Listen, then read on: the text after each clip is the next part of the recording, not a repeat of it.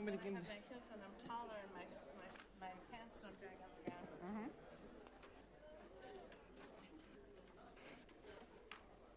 With a, engineering background before real estate. I didn't know that. You never do this without giving references to where your data came from. Oh. Because I can make up any graph. Sure. So this means nothing to me. Oh, sorry. No, Sorry. no, Whack that's okay. you right into- I'm taking up the whole space here. Well, you too. Well. Your stuff together. Ready for the sorry. Oh, I don't know. You have yours.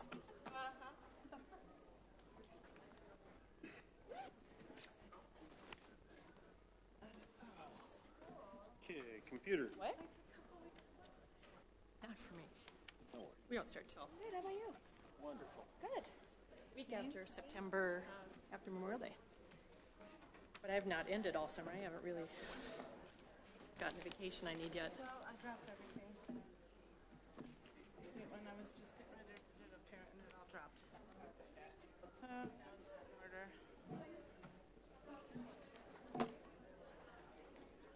I know.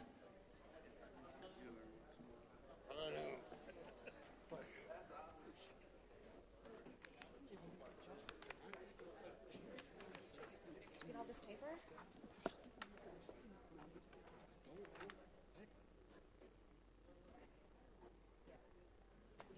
I saw.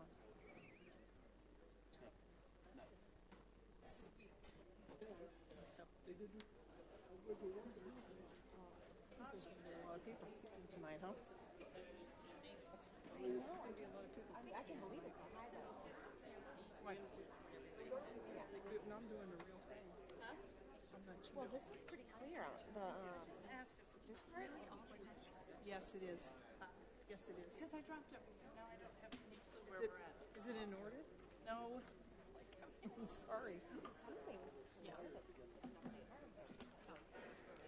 But this to me is telling.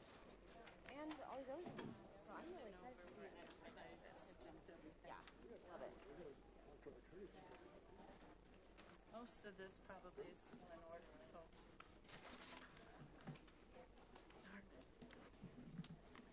Right. How many people did Let's get it. Yeah, certainly.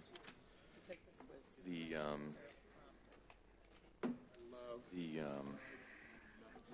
resident issue, I think most of them. Yeah, I heard you got a new toy there. Residency issue. Yeah, not as bad as it looks, honestly. It doesn't go on to the next page. So. Yep, except this is the Apple version. No, it's okay. You gotta go with the Apple version. Look up. Ladies, are we ready to go from an audio-visual standpoint? Okay, great. Thank you. Okay, I'm going to go ahead and call this meeting to order. Welcome, everyone, to the City of Englewood regular City Council meeting. Please call or stand for the invocation and Pledge of Allegiance.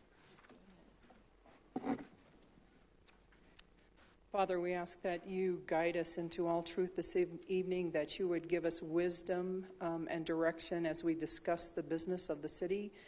And we ask that you would help us to do what is in the best interest of our citizens and our city. All this we ask in the name above all names. Amen. Amen.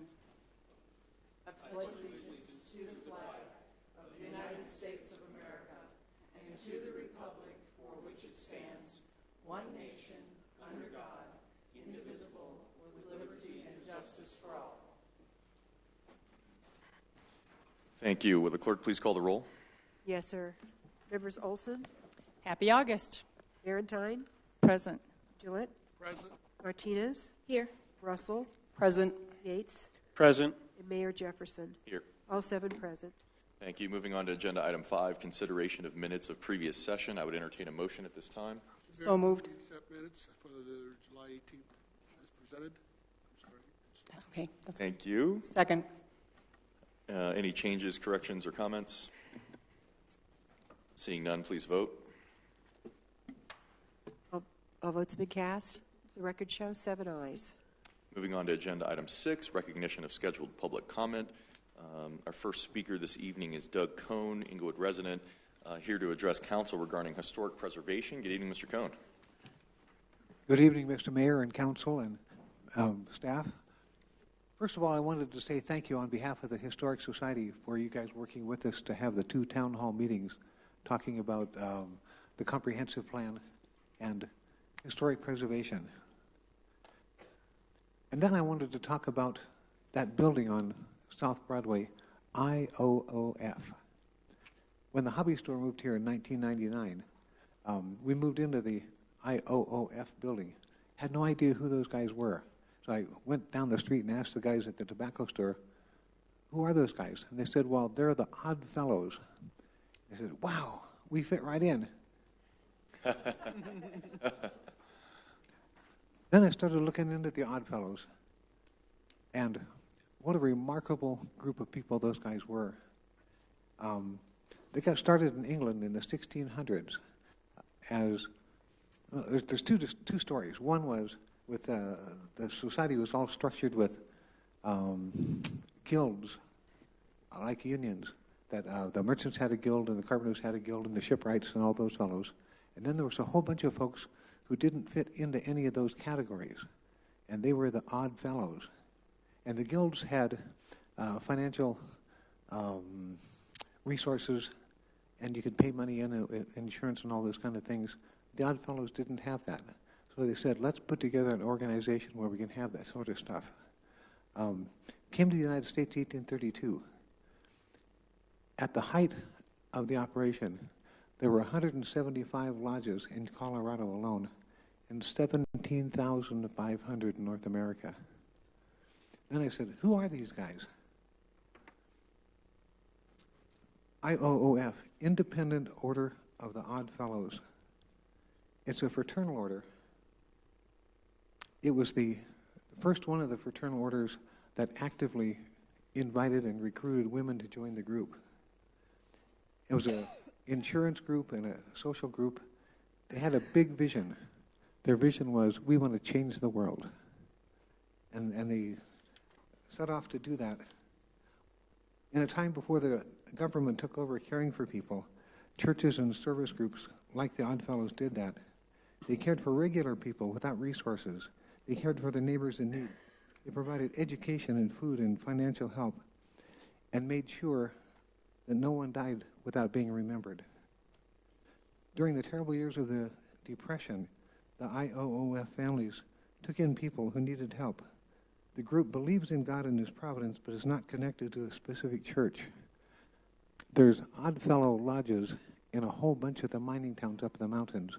And as one of the guys who worked in the mines, if you remember the group and you were killed in the mine, and that happened with some regularity, the lodge took care of you, but put you in the ground, and they took care of your family until the youngest turned 18. I had no idea. These guys are really cool. On the sign, there's 3 links with a letter in each one of the links. FLT. Friendship, love, and truth.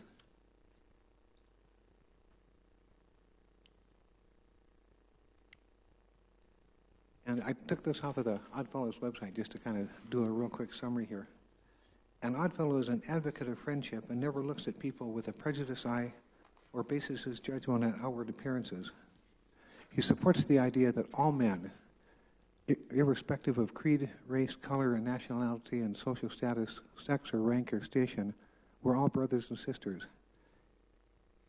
An Oddfellow is an actor of love in the way that he feels jointly responsible for his fellow men and prepared to give attention and help wherever and whenever needed.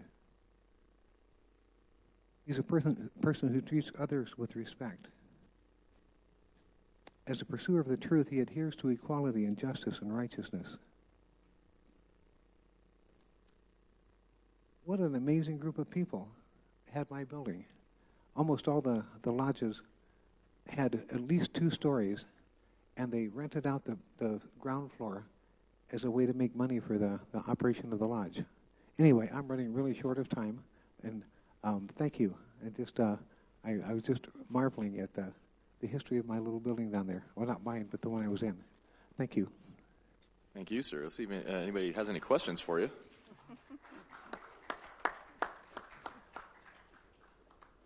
Seeing none, thank you, Mr. Cohn.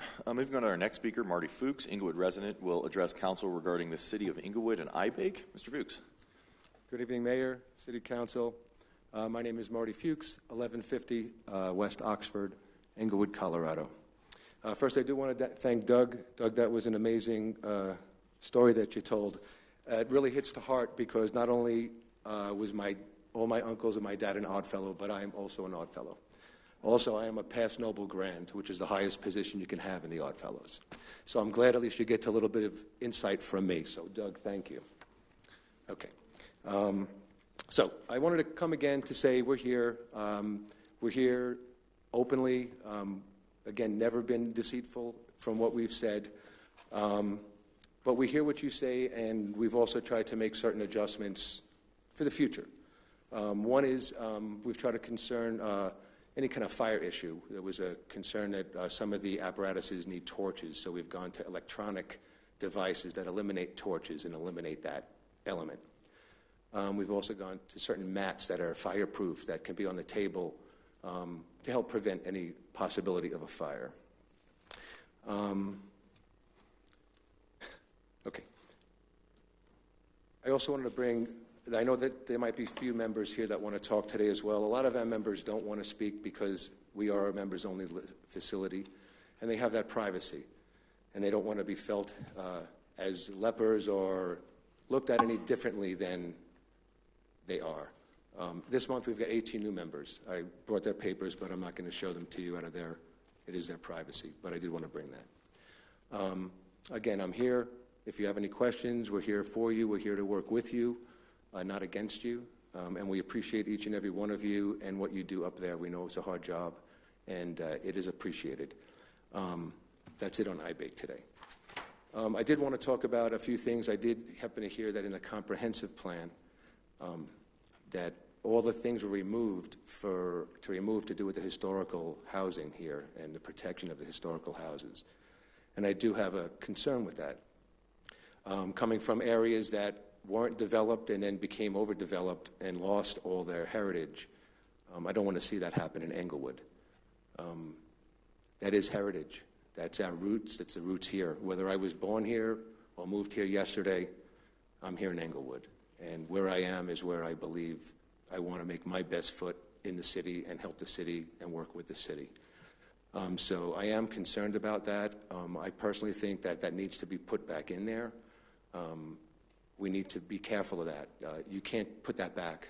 Once it's gone, it's gone. So please think about that strongly before you make your decisions on that, because I'm sure there's a lot of other people that feel that. And unless I was told that, I really didn't know that was in there. So I don't know if a lot of people know that that's in that comprehensive plan. On an off thing, I just wanted to mention, I had heard a few meetings ago about a tree that was hazardous on a gentleman's property and was concerned about falling on the property. I had never heard anything back on that. I don't know if there's any update or if there's a way we can get updates on that. I think that is a concern. There are children, neighbors, people walk down the street with a carriage. Whether it's on my block or a neighbor's block, it's a concern. So that is something that I think needs to be concerned with. I wanted to discuss one issue as far as we discussed safety. Education, we do, and if you haven't seen, we have our own website, which we haven't had in the past, which is now up. I encourage you to look at that. But we do videos, safety videos, show people how to use apparatuses. First one was to see that e-nail and how it operates and how it works. Education's important. The problem is when you don't know something, you assume. And unfortunately, most of the assumptions aren't correct. So the more we learn, the more everyone learns, the better we'll all be. As far as consumption, on a real quick note, I know that someone goes into a bar, the responsibility goes to the bartender, they're serving them. We've got very strict rules and regulations and codes of conduct that anyone that becomes a member needs to review and sign on becoming a member. And they need to be able to take responsibility for themselves. We're all adults. We don't serve any products of anything to do with marijuana whatsoever. No edibles, no wax, smokable products, nothing. We oversee people, and we do that very well. No issues, no police, no fire in a year still. I thank you for your time. I appreciate everything you guys do up there, and thank you again for being here. Thank you, Mr. Fuchs. If you'll stick around for just a second, Councilmember Barentine has some questions. Go ahead. It's inevitable that if you sit in the audience, you'll start picking up the rest of the issues that are going on. My question is, did you and Doug rehearse that? Oh, not at all. I mean, I can't tell you. Doug, you almost brought tears to my eyes, and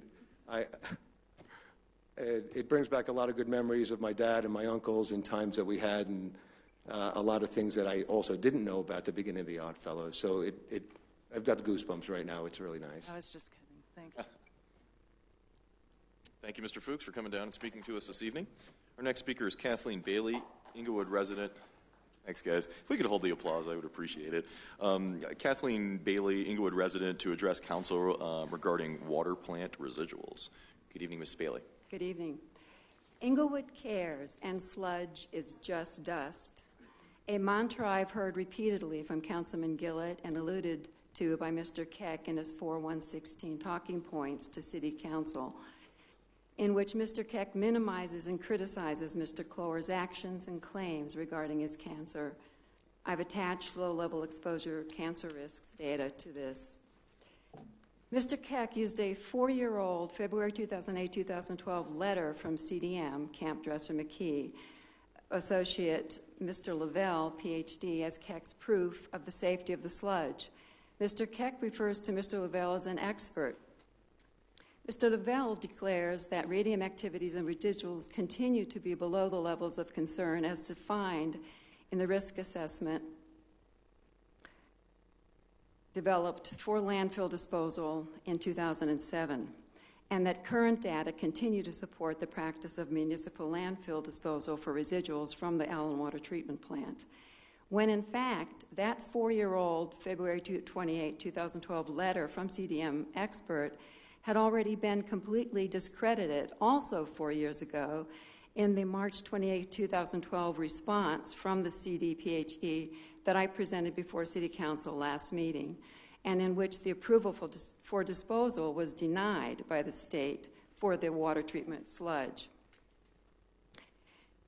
That's citing that data actually showed that in 2010, radium-226 and radium-228 were 5 and 10 times higher than they were in 2007. And that the data also showed that 2009 and 2010 total radium exceeded the maximum levels allowed, which is less than 10 picories per gram for municipal landfills, reaching actually 15.7 picories per gram in 2009 and 10.9 picories per gram in 2010. But Englewood cares, and the sludge is just dirt.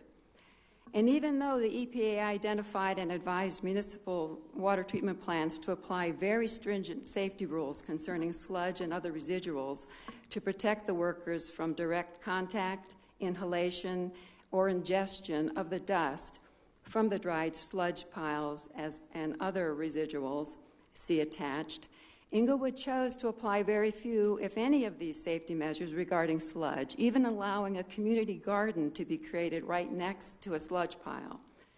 Possibly, Englewood did not want to alarm neighbors if they saw plant workers in protective gear. EPA also advises workers bag and wash their dust-covered clothes separately from the general laundry, but that was never told to the plant workers. But Englewood cares, and the sludge is just dirt.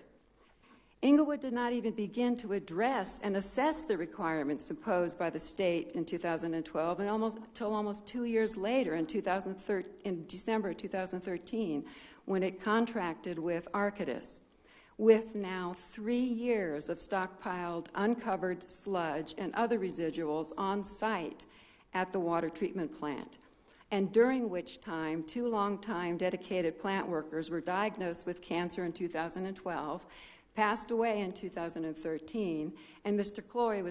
Clower was diagnosed with cancer in 2013. And since another longtime employee at the plant has been diagnosed with cancer, as well as 2 plant employees' wives. But Englewood cares, and the sludge is just dirt. Mr. Fonder and Mr. Brennan contracted with Arcadis to assist in assessing the cost of compliance with the state, but Englewood only provided Arcadis with the 2011 sludge data, but Englewood and 2 data points for 12. As of today, 8/1/16 per Tom Brennan, Englewood does not have an approved updated risk assessment, and the 2000 CDM risk assessment was rendered inaccurate, if not invalid, in the 3/18/28 state letter due to Englewood's failure to report and include the existence of a methane gas collection and control system and its resulting impact on public exposure to radon. Question: without a valid risk assessment, on what basis can Englewood claim their sludge and other residuals, as well as the stockpiled site conditions, had no causal relation to cancers? But Englewood cares, and the sludge is just dust. I am sure it's only coincidental that it appears that Englewood's actions suggest something akin to criminal negligence resulting in death, or at minimum dereliction of duty in informing and protecting the health and safety of their dedicated workers at the plant. But of course we know Englewood cares, and the sludge is just dust. Thank you, ma'am. If you wouldn't mind holding on just for a moment, Councilmember Barentine has some questions for you. Again, it's a request. It's a lot of research. It's a lot of information, and I would greatly appreciate your making that presentation available to council. I did. Didn't they hand it to you? And it's also attached. We got it ahead of time. I'm sorry, I dropped everything. It fell out of my hands. I didn't see it, so and I attached apologize. to it, I don't make any declarations unless I have documents, because I am not an expert, unless I have documents to back it. Everything I mentioned here is attached. Okay, Okay, thanks. from the EPA, from Arcadis, et cetera. Thank you very much for the welcome. information. For listening. Thank you. Moving on to our next speaker. Perry Sawrey will address council regarding the business climate in Englewood. Good evening, sir. Did I get your pronunciation correct?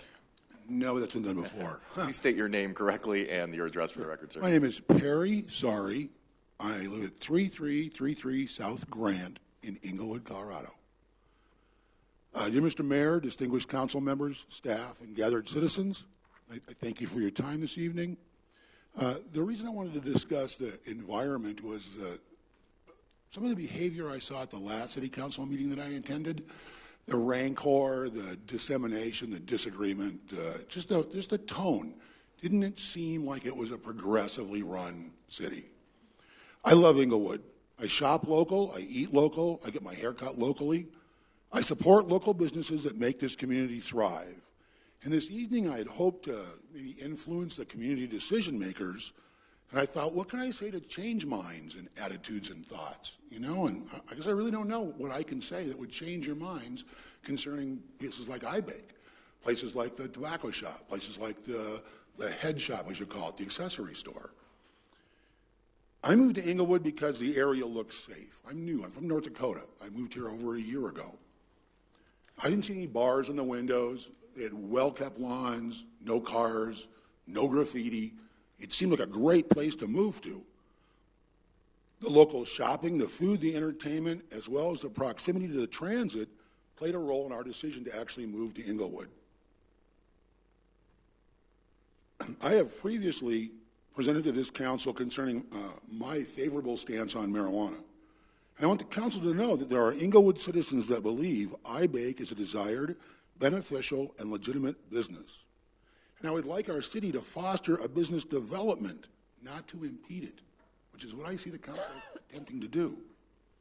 As a medical patient, it's important for me to support local dispensaries and have a safe, legal place to consume. I contend that by providing a safe, responsible environment for adults, iBake Englewood helps keep marijuana out of the public sphere. I think we would all like to see fewer people smoking in cars, fewer people smoking in parks, people sitting out in front of the bars. In downtown Denver, it's everywhere. Everyone can agree that if recreational marijuana is going to be legal, it should be kept in the hands of those 21 and older. And iBake Englewood's policies ensure that compliance is upheld. Also, in light of the information that's been provided to the City Council by the owners of iBake Englewood, I believe they defended their assertions that they've acted in a responsible, straightforward, and legal manner. And I would rather see this City Council focused on more pressing issues like the school funding, the historic preservation, and a balanced, progressive growth. And that's all. Thank you very much. Thank you, sir. Again, I appreciate everybody wanting to show support for all the speakers. The process does go a little bit smoother if we don't applaud for every speaker. There are no questions for you tonight, sir, so thank you for speaking. Thank you. Thank you. Moving on to our next speaker, Harvey Pratt, Englewood resident, will address council regarding long-term asset reserve issue brief. Good evening, Mr. Pratt. If you could state your name and address for the record before you begin your presentation, we'd appreciate it. Yes. It's Harvey Pratt. Address is 4810 South Inca Street. I'm sure that you probably have received copies of this before, but I'd like to go over a few things. One of it is that this is our first issue brief. We've had a lot of conversation because we normally send a report in September, and it was right at the same time with your budget thing. So the Budget Advisory Committee feels that it's better to have these issue briefs where we can deal with one issue and spend time on it and do that.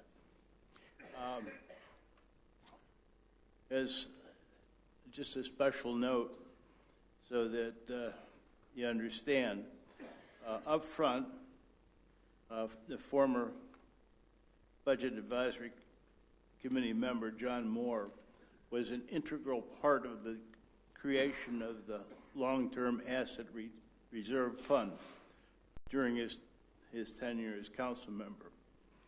While his personal knowledge of the history of the long-term asset reserve has been helpful in building the Budget Advisory Committee's knowledge, the creation of this issue brief, the opinions expressed herein represent the collective opinion of the Budget Advisory Committee. We have two of the members here, Steve Ward and Ben Rector.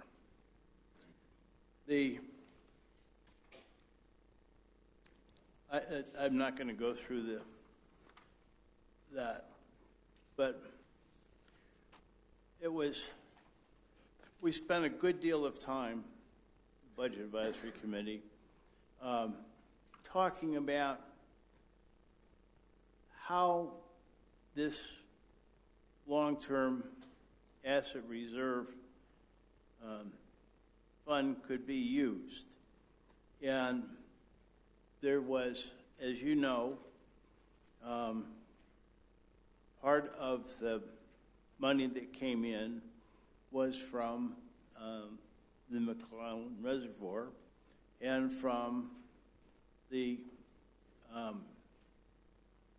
automobile dealers that and we had leased funds that came in. So far, they've gone into the operating budget, but we feel that's not really appropriate. Last year, we now can sell this property after the 20-year lease. So you really have to think about this in a temporary nature now, because at the end of 20 years, it's going to be, it can be sold. Doesn't mean that it will be sold, but it can be sold. And so we think that it's really important that we begin to look at those things. Our personal feeling is that the lease payments should be, at the very least, probably added into the capital improvements fund. And even though that wouldn't be a lot of money, it would be some money, and it would be something that we could begin to do those. If there's some questions, I would be happy to try and answer them. Thank you, sir. Any questions for Mr. Pratt? Councilmember Olson?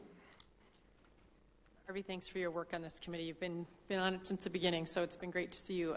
Are you planning to do these reports every so often? Well, you know, is that the new plan then?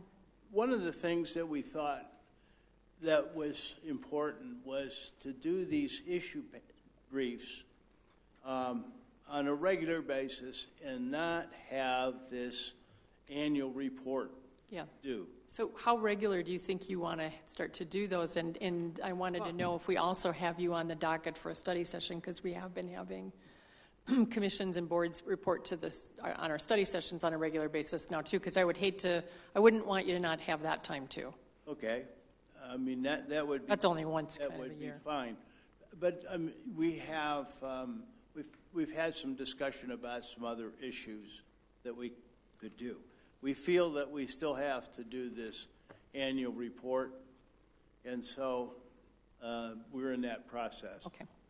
So. Thanks for your work on this. Yeah. Thank you. Mayor Pro Tem Gillett? Thank you, Harvey. I appreciate all your work, and I'm glad to see Christine still keeping you guys in line on that board. So.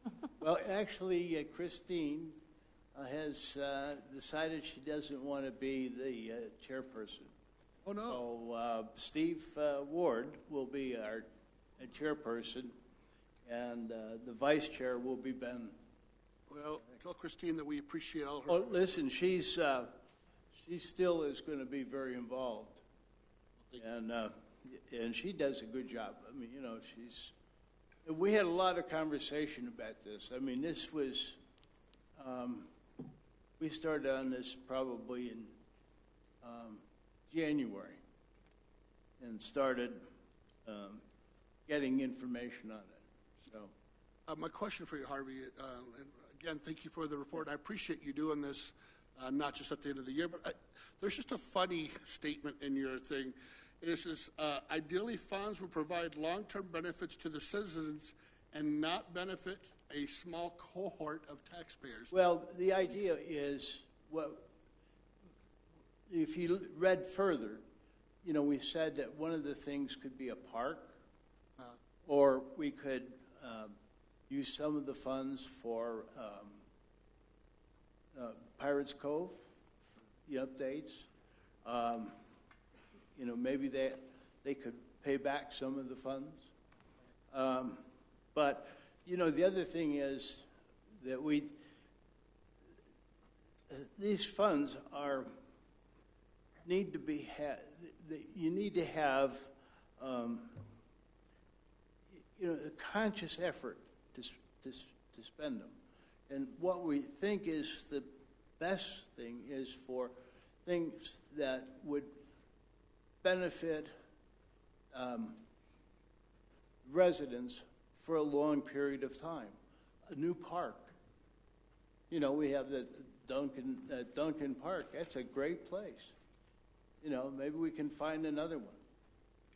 Yeah, because you also talked about encouraging investment. Yeah. And do you guys encourage investment in properties? Is that kind of like your number one? Well, you know, I think that what we're trying to do is to have the funds continue on. You know, so that there's some money there. It doesn't mean that it can't be spent, but you know, we want to see it continue on. Great, thank you, Mr. Pratt. Okay. Hey, Harvey, I got one quick question for you, and that is regarding the lease revenue. The report made it seem like a lot of the revenues, or there was a lot of options to buy. And I guess, are you aware that only one of the leases includes an option to purchase? I wasn't aware of that. Okay. I just noticed the language, might not have matched that reality. We thought that when Mike Raff was, the deputy city manager was in that, he talked about them, the way I saw it, anybody could buy. Yeah, I think perhaps what he's referencing is council's authority to sale after a 20-year term. I believe the ballot issue was not subject specifically to that deal, but allowed council to enter into similar type of deals in the future. In my mind, though, that's a fairly unique deal. It's a long-term lease followed by an option to purchase, and was fairly specific to Shea. And so the only lease that we have currently in the city of Englewood that has an option to purchase is with Shea on that deal. The other ones are all long-term leases, and I suppose future council could restructure those deals to offer an option. But I just wanted to see if you were aware of that. Thank you, Mr. Pratt, for all your service. I really wasn't. No problem. Just wanted to clarify. Thank you, sir. Thanks. Excellent. Let's move on to item number 7, recognition of unscheduled public comment. We do have several speakers this evening. Looks like several speaking about the same issue. If you do agree with the previous speaker, please do say so rather than reiterating every point. Our first speaker is Robert Ellstrom, here to speak about Englewood Ordinance 34. Good evening, Mr. Ellstrom. Thank you, Mayor Jefferson. Robert Ellstrom, 4820 South Fox Street. I am here today to inquire about the apparently indiscriminate enforcement of Englewood Ordinance 34 and to find out who is driving the effort to expel contributing members of the community out of Englewood, thereby disrupting countless connected lives. Ordinance 34 has a stated goal to protect the community by keeping violent sexual predators away from areas in which children congregate. A recent Colorado State Supreme Court decision stated that Englewood can enact such a law, but advised strongly against it. Nonetheless, individuals have recently been denied the right to register in Englewood or have been told that they may have as little as 30 days to leave the city. Is the intent of Englewood Ordinance 34 to cause long-term residents to move away and disrupt long-established neighborhoods, to disrupt strong support groups for people attempting to rehabilitate themselves, to cause businesses to lose valued employees? If not, these are its unintended consequences. I have a master's degree in psychology and worked as a social worker for the state of Arkansas, representing abused and neglected children. I understand this issue very well. In July of 2014, my family moved into a well-established Englewood neighborhood and found that we have wonderful neighbors. In fact, they are by far the best neighbors we have ever had. One of my neighbors made mistakes in his youth that got him placed on the sex offender registry. He was recently warned by the Englewood Police Department that he may have as few as 30 days to leave Englewood because of Ordinance 34, although he first moved here in 1988. His entire family is now seriously considering moving out of state. The threat of his eviction is extremely unsettling to the entire neighborhood. The ordinance establishes arbitrary boundaries that effectively bar anyone on the list without regard to objective data from residing within the city limits of Englewood. Some people on this registry may be violent or predatory individuals. Many are on the registry for something as embarrassing as getting caught urinating in public or streaking at a high school football game. Regardless, each is apparently equally unwelcome in our community. Child sexual abuse is almost never a crime of opportunity. In 90% of cases of child sexual abuse, the victim knows the abuser well already. In 30%, the abuser is a family member. This was the case for my neighbor, who was himself a victim of sexual abuse at the hands of an older brother. Now he and his family appear to be victims of a runaway emergency ordinance that no one seems willing to take credit for. The ordinance states that offenders have a high rate of recidivism. That is patently false. The rate of recidivism for sex offenders is approximately 5%, while that for all other crimes is around 70%. Less than 1% of abusers ever receive jail time. Driving out registered sex offenders will essentially drive out the 1% who are closely monitored and least likely to offend, leaving the other 99% in positions of trust and hidden in plain sight. Englewood Ordinance 34 is deeply flawed and does not achieve its stated goals. Thank you for consideration of this issue. Thank you, sir. See if we have any questions for you. Seeing none, I'll thank you for coming down and... Councilmember Barentine? Apologize. No problem. I'm confused. You said that the long-term resident? I was on council before when that was passed. Right. And I am painfully familiar with it for a lot of other reasons. Okay. And it specifically very clearly states that anybody who is in there, I think before we enacted it, and I think it was 2006, 2007, somewhere in there before I got off council, clearly states that anybody who was here before was grandfathered in. And so I don't understand what they're being told. I'm confused. Are these people who are after or before? When my neighbor went to register recently, he was told that he may have as little as 30 days. He might receive a notice from the city that he may have as little as 30 days to leave, but he originally moved here in 1988, lived here continuously except for a time of his incarceration. He's been there since 1988? Yes. Okay. Well, I mean, it couldn't be clearer in the ordinance, so maybe there's some misunderstanding going on because I'm confused by that.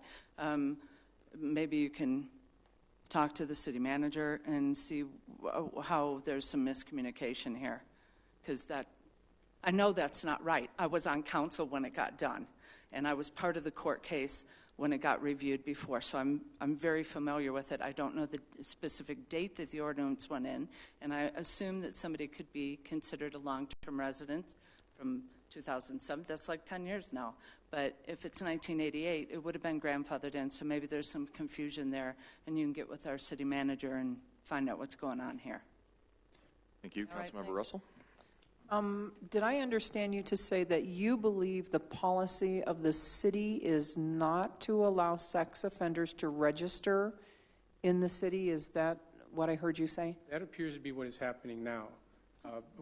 This is very third-hand, I suppose, from me, but I've heard of cases recently, one recent case of a gentleman who had cancer, who had a family that wanted to care for him and was not allowed to register in the city, and now went to Littleton to seek care from friends. Okay, thank you. Is it possible to see what our policy is regarding sex offender registry? I believe the policy would be partly with the police department, but the ordinance basically states that anyone who's been found to be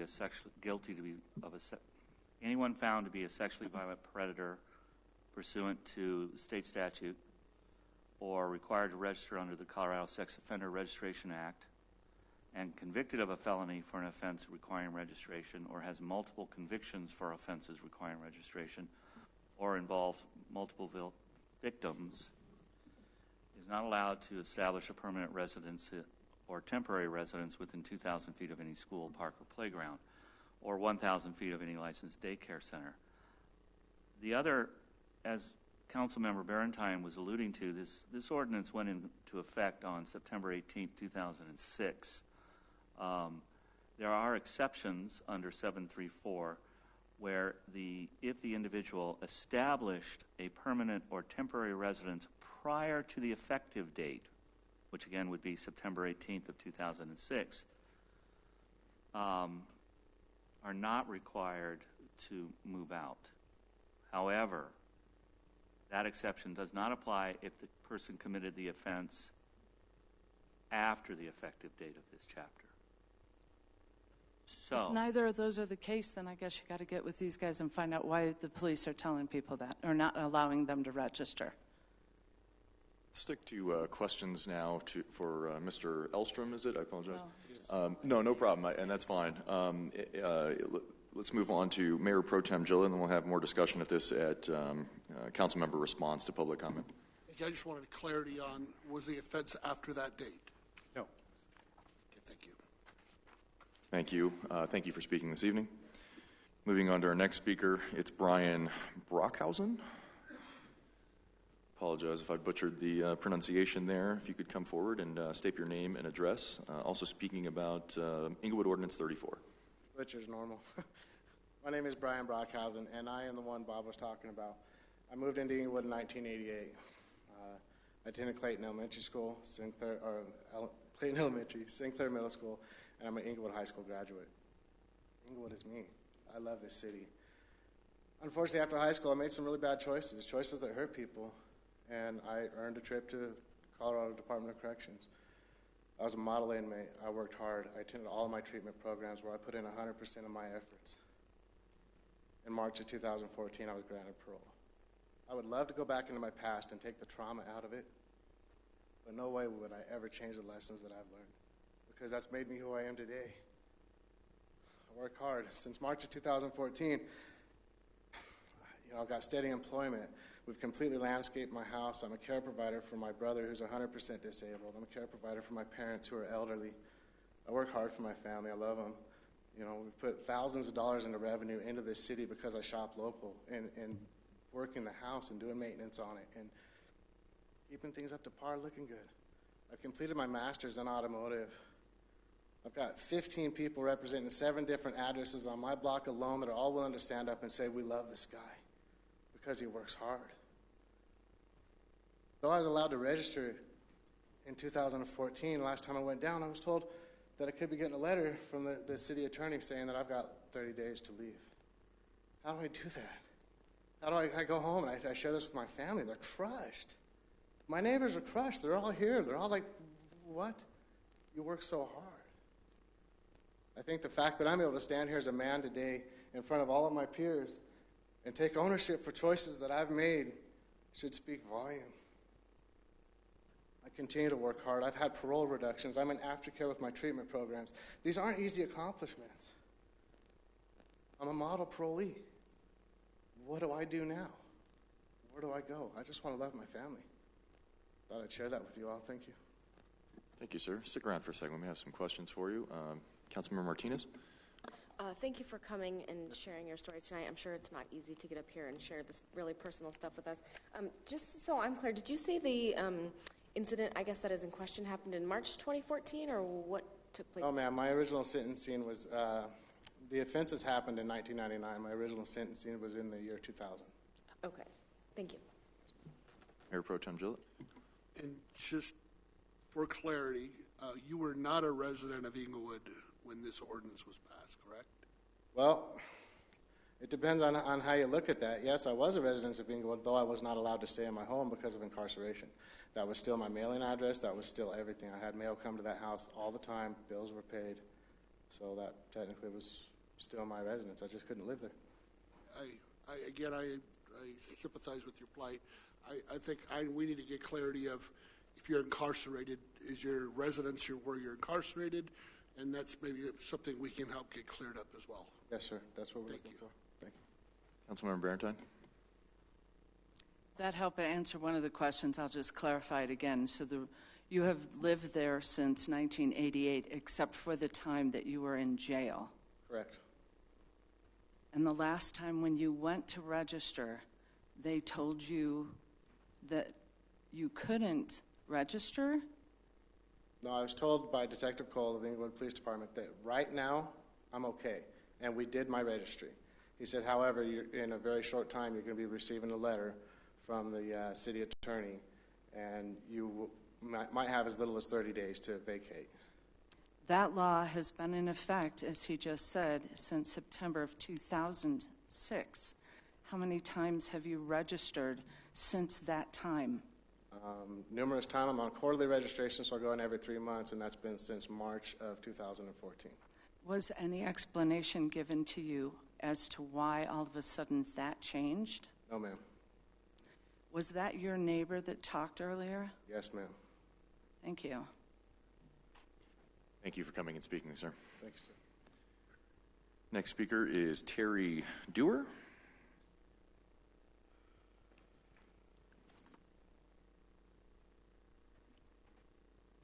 Is there a Terry Dewar, D-O-O-H-E-R, I see, from Centennial? I'll move on to the next speaker is Sean Baker, here to speak about water plant residuals. Good evening, Mr. Baker.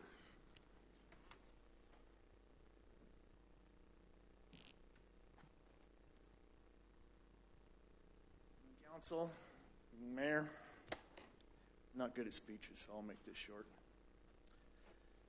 While the new LED street lamps may reassure the community of its safety, You cannot hide the monster, aka sludge, in the shadows or under tarps.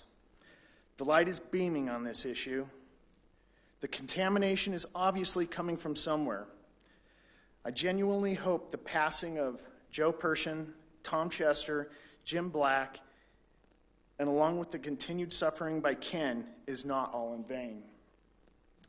I ask that you please recognize the largely middle-aged and elderly population who live in the vicinity of the Allen Water Filtration Plant.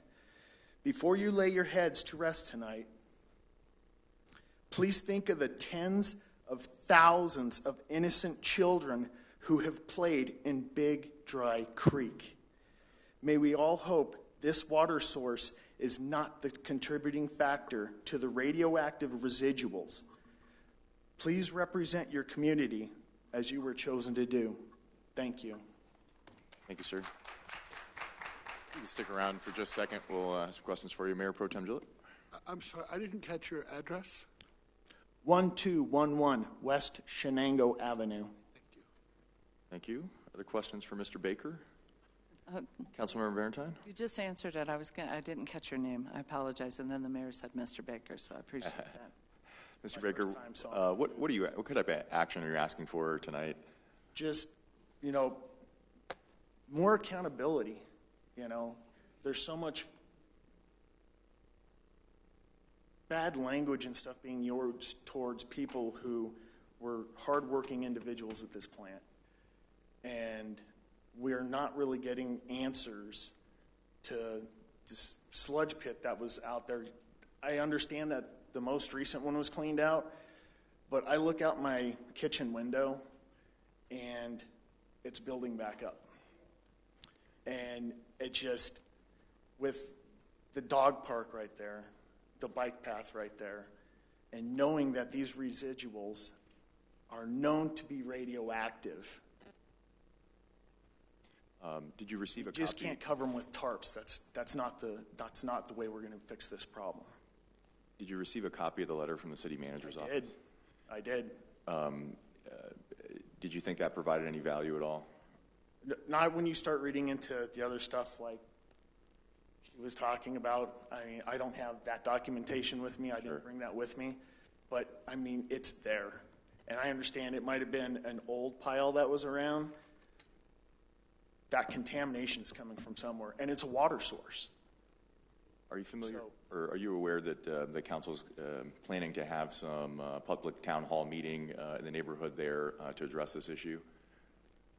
Not right now, I'm not. Okay. Until you just said do you think that would be helpful?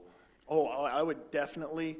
The more we could get this community to understand, and Englewood as a whole. I mean, Agreed. We're the ones that are obviously most affected by it because it's in our backyards. Agreed, Our Mr. children Baker. are exposed to it, and the elderly are exposed to it, and the middle-aged people. The whole community is affected by it. Appreciate you coming down and speaking tonight. You have a wonderful night. Thank you all. Belinda Porter is our next speaker. Before I begin, Topic is to better ask for forgiveness than permission. Good evening. I want to just thank you for the Flavor family for being here. Welcome. My name is Belinda Porter. I live at 4871 South Lipan Street. I spoke last council asking on Ken's behalf to make sure that he got his leave of absence, medical leave of absence without pay. I'm here for a vote of confidence because I have none right now. You lowered my faith in city management about caring and compassion about any of us. And the reason for that is because of Mr. Keck's letter. He attached an advisory. And actually, let me back up. On Tuesday, July 26th, Ken received a call from David Gilbert at the Englewood Herald. And because the Englewood Herald has been irresponsible in reporting about him, I said, oh, don't go alone. I'll go with you, and I'll record it. And I did. Ken felt comfortable about, because he had gained respect shown by Mr. Gilbert. Story after story flowed from Ken, all worth telling. But this one captured my attention. You see, I'd received this letter from Mr. Keck, as 400 others did, and it says in the advisory report, which I assume was from Tom Brennan, who has to do the report. If you go under drinking water safety standards, the 1, 2, 3, 4th paragraph down, which all of you have received this, so make sure you look at it. Englewood's plant operators are continually checking and adjusting the pH balance in Englewood's water system to ensure the water never becomes acidic, enough to cause the kind of leaching and corrosion that happened in Flint, Michigan. So yes, I'm here for a vote of confidence. On July 2nd,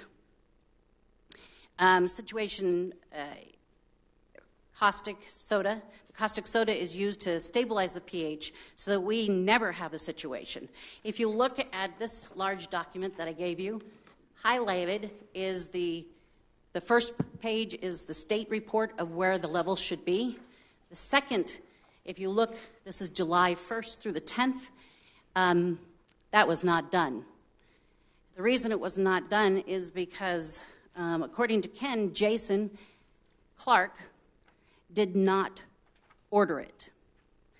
This may be the only time, that Mr. Brennan said that the adjustments to maintain the stability, but Jason forgot to order it during the 4th of July.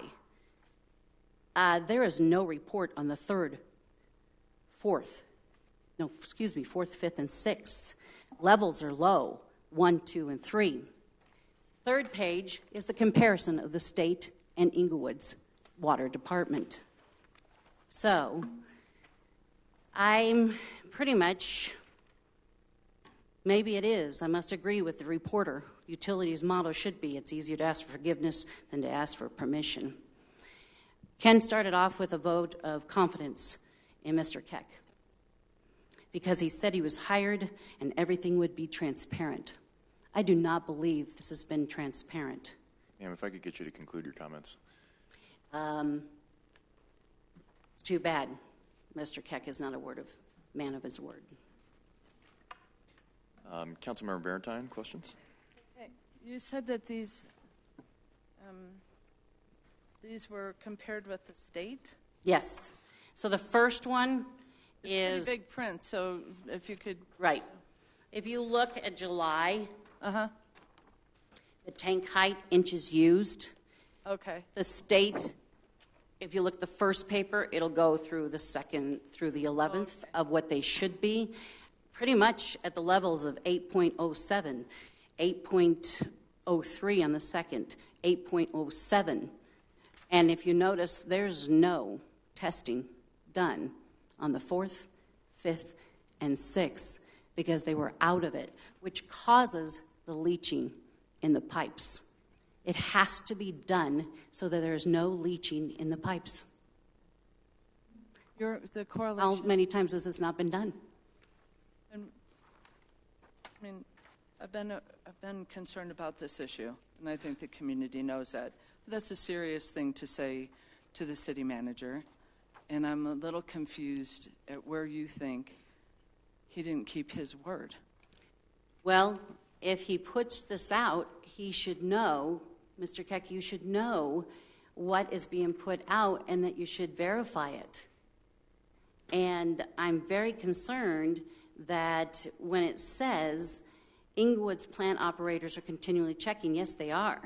But when they don't have, I believe you should look at possibly your management staff at the plant, because there's a big problem here. And maybe you shouldn't go on what all they say, so that I know I have a vote of confidence in you and the city. Because right now, I don't have that vote of confidence. I'm very concerned. Let's stick with questions. Council. I appreciate you clarifying that. Thank you. And Mr. Keck, I'll give you an opportunity to respond under member choice here. Under council responsive comment. Mayor Pro Tem Gillett. Like I told you last time, thank you again for coming. I'm curious, where did you get these? They're state record. They're public documents. I just don't see any references. Well, they're blown up. Okay. You say state documents, you mean Public from records. where? I just When where would I go get the it, story, verify this? yes, you I mean, can where would I go to verify this? just ask for the Langer's saturation index from the state. Thank you. Any further questions? Seeing none, I'll thank you for coming and speaking this evening. Thank you.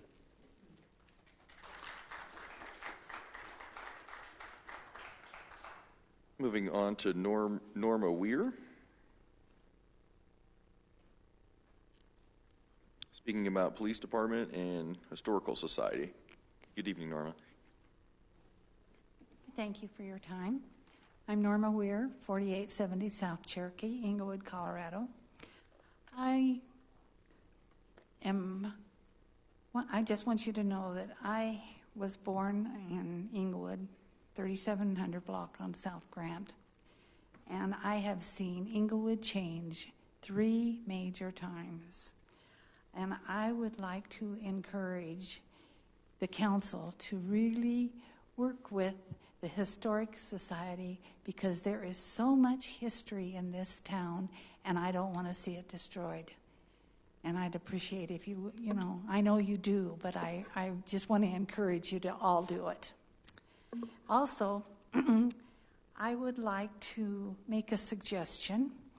In the Englewood Herald, there was an article that the police department wants to build a new police department. I was wondering if you have considered, or if there has been any talk about the police department moving into this building, because weren't you saying that there was too much room here for what's in here now, and would that be a feasible thing?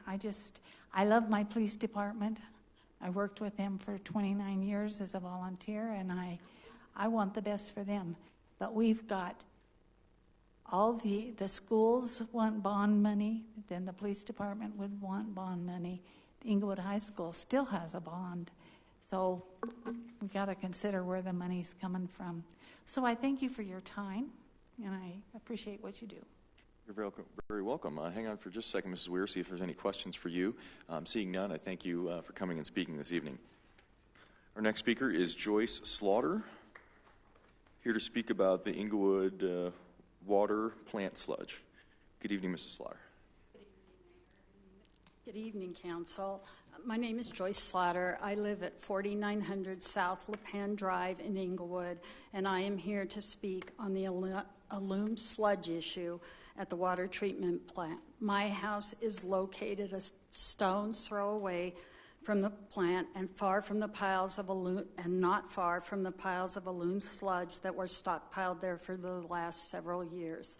First and foremost, I want to state that my biggest concern is for the safety of the workers and the people that reside in close proximity to the plant. Tonight, I would like to address some confusing and contradictory information from the letter I received recently from the city manager, Eric Keck, regarding this issue. The date of Mr. Keck's letter shows July 7, 2016, and mentions the results of a recently completed third-party medical study of the residuals from the renowned epidemiologist Herman Gibb. The letter from Mr. Gibb was attached and showed a date of July 14, 2016, 1 week later than the date of Mr. Keck's letter. In Mr. Keck's letter, he states that procedures are in place to ensure that the plant follows the State of Colorado Department of Public Health and Environment permit requirements as it pertains to the timely and appropriate disposal of the residuals, and that these procedures are followed carefully.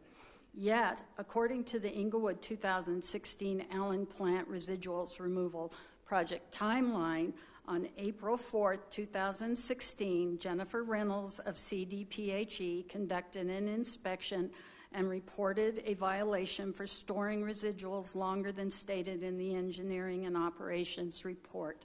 This is an obvious contradiction to Mr. Keck's statement. In addition, Dr. Gibbs' letter did not mention the specific documentation provided to him for both chemical and radiation measurements where the sampling of both chemical and radiation measurements were from. The only real data provided was on the community air sampling testing station located at Denver I-25 site. I have no idea where this site is located, but I am pretty sure it is not in close proximity to either the Allen plant or my home and seemed totally unrelated to our concerns from the stockpiling of sludge at the plant. In a June 30th email to the City Council, Mr. Keck attached a similar report he said was from Dr. Gibb, in which the attachment was titled Layperson Report on the Allen Plant, and actually read like a press release by the city. In Mr. Keck's email, he references the attached letter from Dr. Gibb, yet there is no actual letter or date, and it was not in letter format or on Dr. Gibb's letterhead. This non-letter also does not reference any specific data, but shows the years of the sampling. I personally found this latest attempt to pacify the residents that live in the immediate area of the plant to be condescending and of no factual importance. I expect full disclosure and complete accuracy when receiving documentation from the city. Ma'am, if I could get you to wrap up your comments. This contained neither. Thank you. Thank you. Any questions for Mrs. Slaughter? Seeing none, I'll thank you for coming and speaking this evening. Our next speaker is Sierra Lynn Riddle.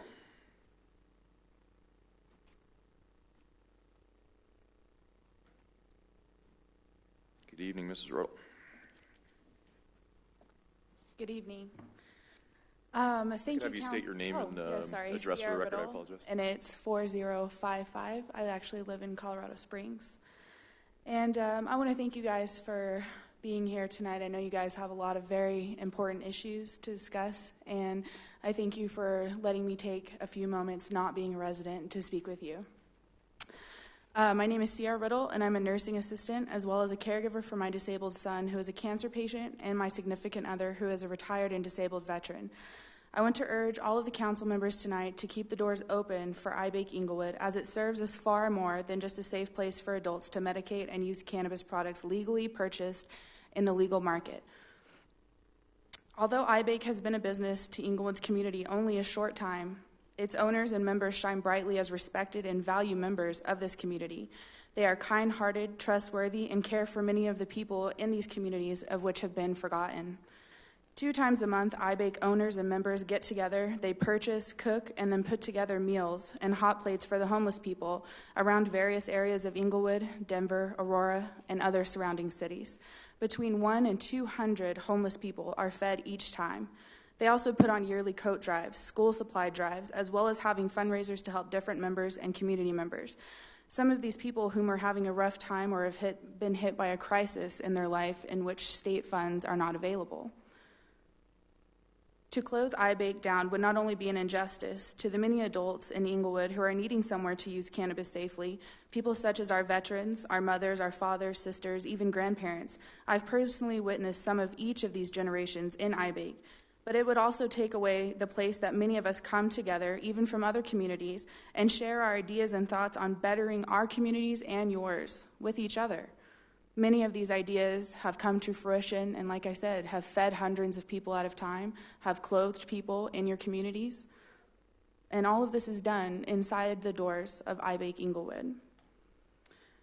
By shutting the doors to iBake, you would take away all of those things for which I do not see any other groups readily available to step up and duplicate the actions, not the speaking, but the actions that I have seen iBake owners and members do for this community and other surrounding communities. I have also personally attended over a dozen events or get-togethers at iBake and have never once seen an altercation or a need for police or emergency services to be called. I'm not sure that many can say that for the more than 20 bars that are located in Englewood.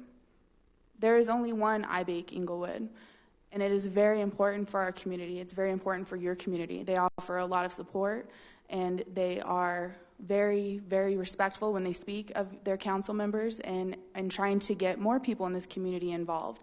Because we all know that eventually my generation and the next will be taking over. And we all need to be on the same ground with the same issues and supporting the people that are supporting our communities.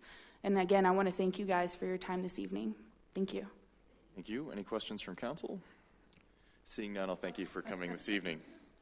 Our next speaker is Pat Hatson, here to speak about Englewood Water Plant. Good evening, sir. If I could get you to state your name and address. I am Miss Pat Hudson, 4801 South Lipan Street. I have 3 questions for you. In talking and hearing this stuff about the water plant, I talked with one of the workers down at the water plant, and all he could say was that Big Dry Creek basically was contaminating or was bringing down something that would get in the water. Now, I see nothing in all of this material from the state, from the council, from the, not the mayor, whatever his title is. This says anything about, the only time I've ever heard Big Dry Creek mentioned was from one of the workers, who I would think would be one of the smartest people. Now, isn't he getting the word out? Don't you listen, or what? That's my first question. My second question, there's a letter from the state that I have anyway. It was dated in 2012. Haven't we done anything about it since 2012? Hasn't the state done anything about it since 2012? And my last question, if there was no problem with the sludge, why did it have to go to last chance and where it's supposed to be, for contaminated material? Thank you, ma'am. Any questions from council? We will get to hopefully most of your questions under Councilmember response. Thank you again for coming this evening. Next speaker is R.J. Rhodes, here to speak about Ordinance 34. Good evening. R.J. Rhodes, 4800 South Fox Street in Englewood. Council members, I just wanted to convey my concern about Ordinance 34. I'm a neighbor of Brian as well, have lived there since he was just a child, and have watched the changes that have come out of his incarceration and his rehabilitation with him personally, and his now vibrant member of the community and helping others and encouraging others is part of what he does for other people in their rehab. I'm also concerned just by the distances and the lines that we're drawing for protecting, kids at school and those kinds of things. Certainly, I'm concerned as a father of 3 sons, and been in Englewood in our home 27 years. So I am concerned about child safety as any of us here would be. But my experience has been also in a mission of prison ministries, where I've served and voluntarily went into prisons, which not very many people want to do. But what I've seen is that, part of rehabilitation is being able to come back to a community and to be able to be supported and to be encouraged. And the offense of sex offense is so highly monitored, not only is there financial burden for people who come out of this, but there's also lots of burdens because they have to appear for counseling, they have to appear, they have to report in daily. There's so many things that they have to do that discouraging them and giving them less places to live and stay and to be able to come back into their communities. I think we really need to look at where we draw those lines and how much feet we really think we need. I mean, walkways towards schools, those kinds of things. I think some of that's unrealistic expectations. I'm more worried about the person who hasn't been caught than I am the person that's paid their time and has come out and now needs support and wants to make a difference in their community. So I just wanted to express my concern. I appreciate you listening. Thank you, sir. Any questions for this gentleman? Councilmember Barentine? You're a neighbor on the same block? Yes, I am. Next door, actually, right next door. Okay.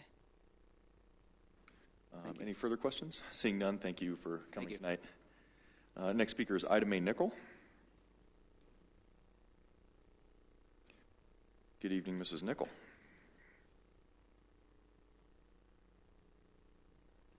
My name is Ida Mae Nickel, and I live at 40,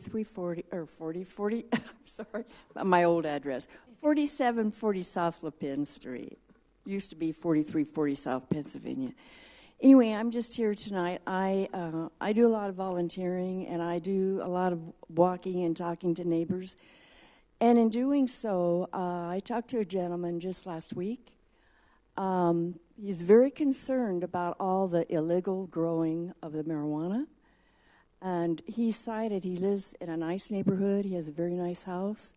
He cited the neighbors just behind him, when they just moved in, they haven't been there too long, asked him, he had a lot of really beautiful bushes. They asked him if that was on his property, and he said, well, yes, they were. He had planted them years and years ago. And they wanted him to kind of remove some of them because they wanted to build a big fence there.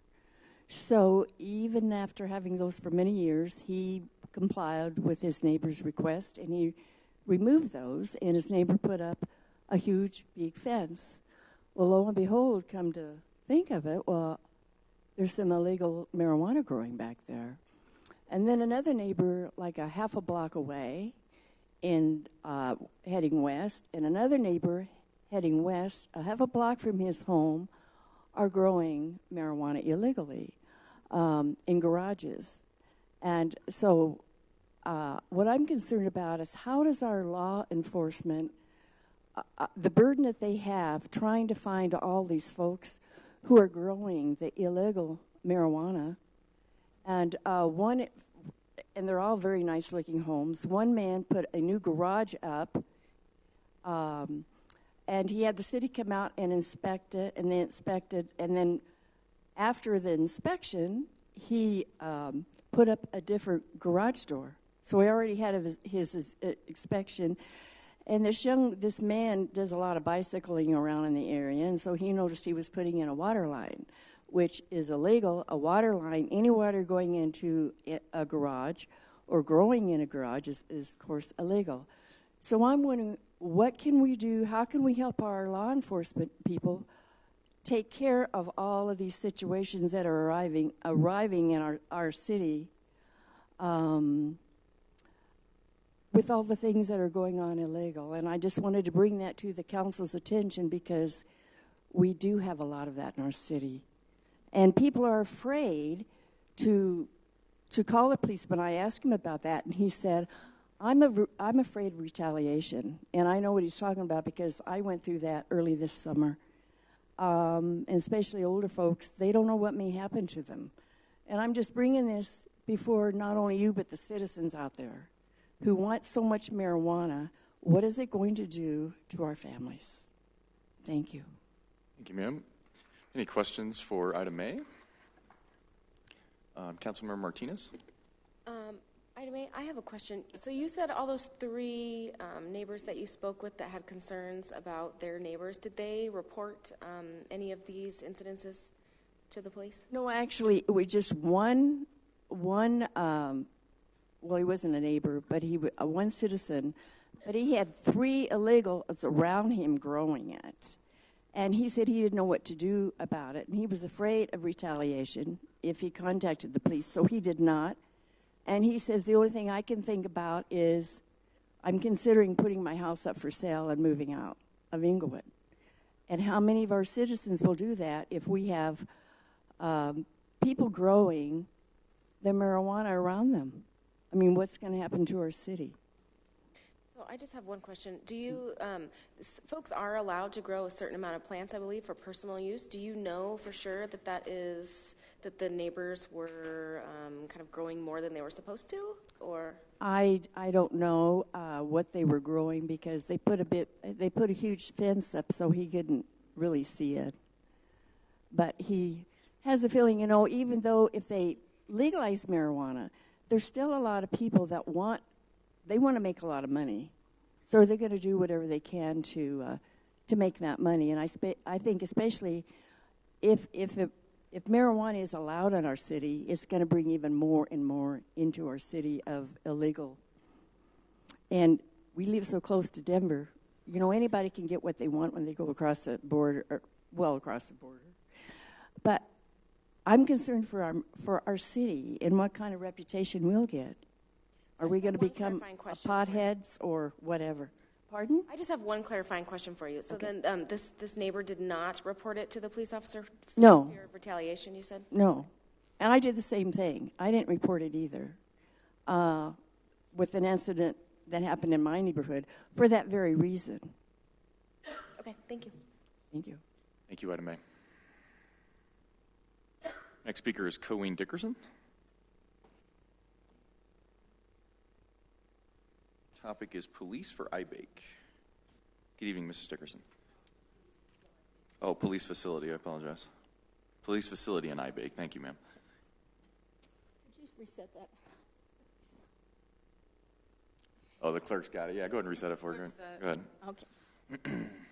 My name is Cohn Dickerson. I reside at 2835 South Pennsylvania in Englewood for the last 18 years. While I support the poll and believe that the numbers are rather low, actually, and I think people are very positive about the police in general, and I'm one of the more vocal ones, and I want them to have proper facilities, and most people do also. But they're not as positive about a $27 million bond, or the education bond for that matter. If we wait on the bond issue, it will be 2 years and far more costly before the police have the facility they need. Please arrange for and accept one of the proposals that can start immediately, do it cheaper, and we'll work with the bond issue if it actually passes.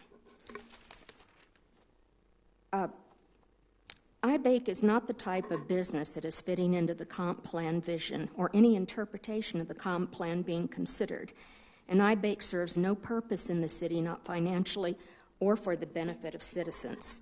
If you have followed the posts on their website and their public statements, iBake members are not exactly respectful of anybody. But the only relevant issues are the legal ones, none of which are being addressed by iBake. This is a little disjointed. I kept changing my mind about what I wanted to say. The staff could not have known about the weed consumption about iBake because they applied for as a retail store. What is relevant is what is on the application. They are not operating as they applied. Nothing else is documented. They cannot be both a retail tobacco store and a private club. Neither allow for marijuana smoking, and neither were applied for. There is nothing in writing about grandfathering either. Any continuation of iBake as a legal business when they never applied to be anything but a retail store will set a dangerous precedent. The city should not and maybe cannot legally grandfather or license a business that is in violation of 2 state laws. Marty Fuchs has published posts and videos that he and his son take no money out of iBake, and they have great cost to keep it going. What is the point of a business that does not make a profit, and how responsible can it be?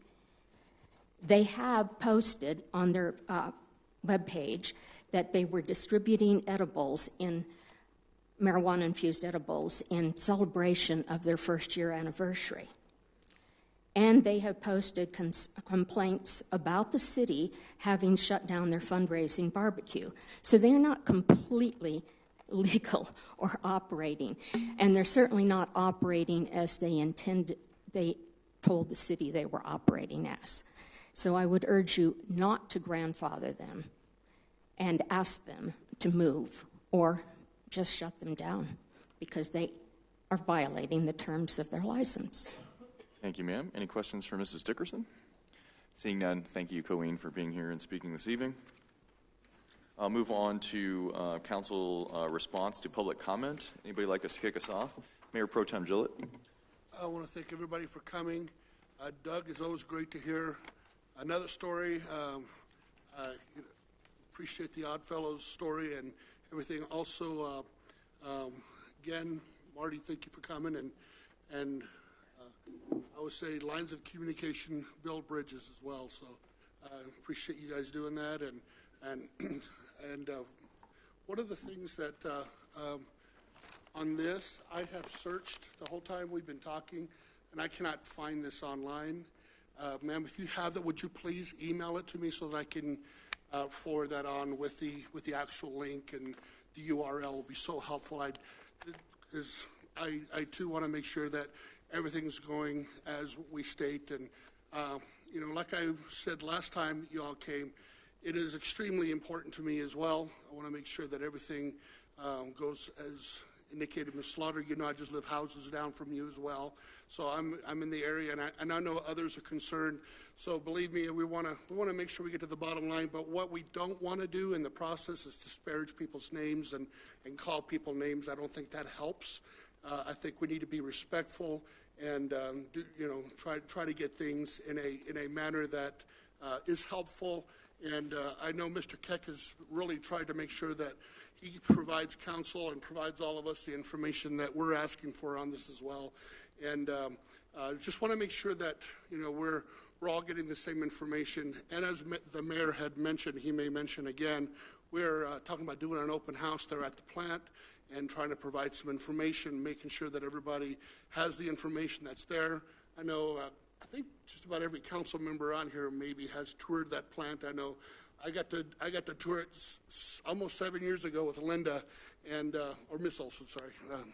That's fine. But we had a great time and learned a lot. And there's a lot to learn about this. And again, I am no engineer. I don't want to pretend like I am. I can't say there isn't a problem. I can't say there is.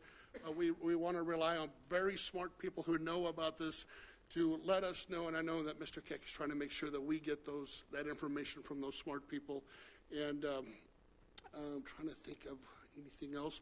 And regarding the issue of the gentleman on Fox, we want to make sure that I don't know all the details, but I know that it's probably something that we need some information from our city attorney on. And being your council representative, I want to make sure that, because I know there are other sex offenders in District 4 as well, and there are in all of our districts. If you look up the map, you can find just about where everybody's at. So I just want to make sure there's fair and equitable treatment, but at the same time, the public requires this council to ensure that we have a safe city.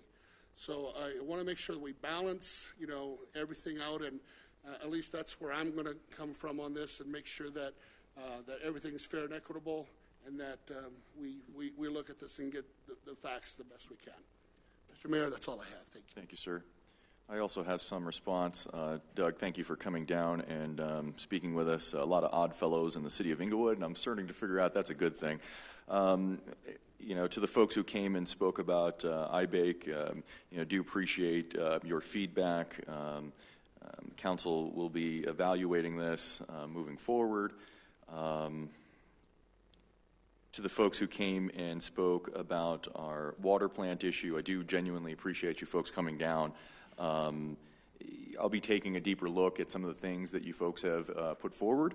I really appreciate you bringing them forward, because I think that will prepare us for the neighborhood meeting, and that we can be as responsive as possible on this issue, because these type of life safety issues are extremely important and has to be the priority here. So hopefully we can answer a lot of these issues and come to some resolution about how to move forward as a community together. To the folks who came and spoke about Ordinance 34, Brian, a pleasure meeting you tonight, and it's an amazing community you have around you. The amount of support you have from your neighbors is really heartwarming. I will say that I do think the intent of 34 is to protect children. I understand that it is not very sympathetic and is fairly rigid. It sounds to me like hopefully you're not subject to 34, but if you are, please let us know, and the council could at least consider some modifications to that. To Mrs. Weir, thank you for coming down and speaking. As far as the police in this facility, it is very difficult. Even though we have a lot of square footage here, the police do require a very specific type of build-out, and that's why the police facility is very expensive. They need holding locations, they need evidence rooms, they need a lot of very specific type of facilities, and perhaps even secured structured parking, which is also a major impediment to being able to use this public open facility for a police use.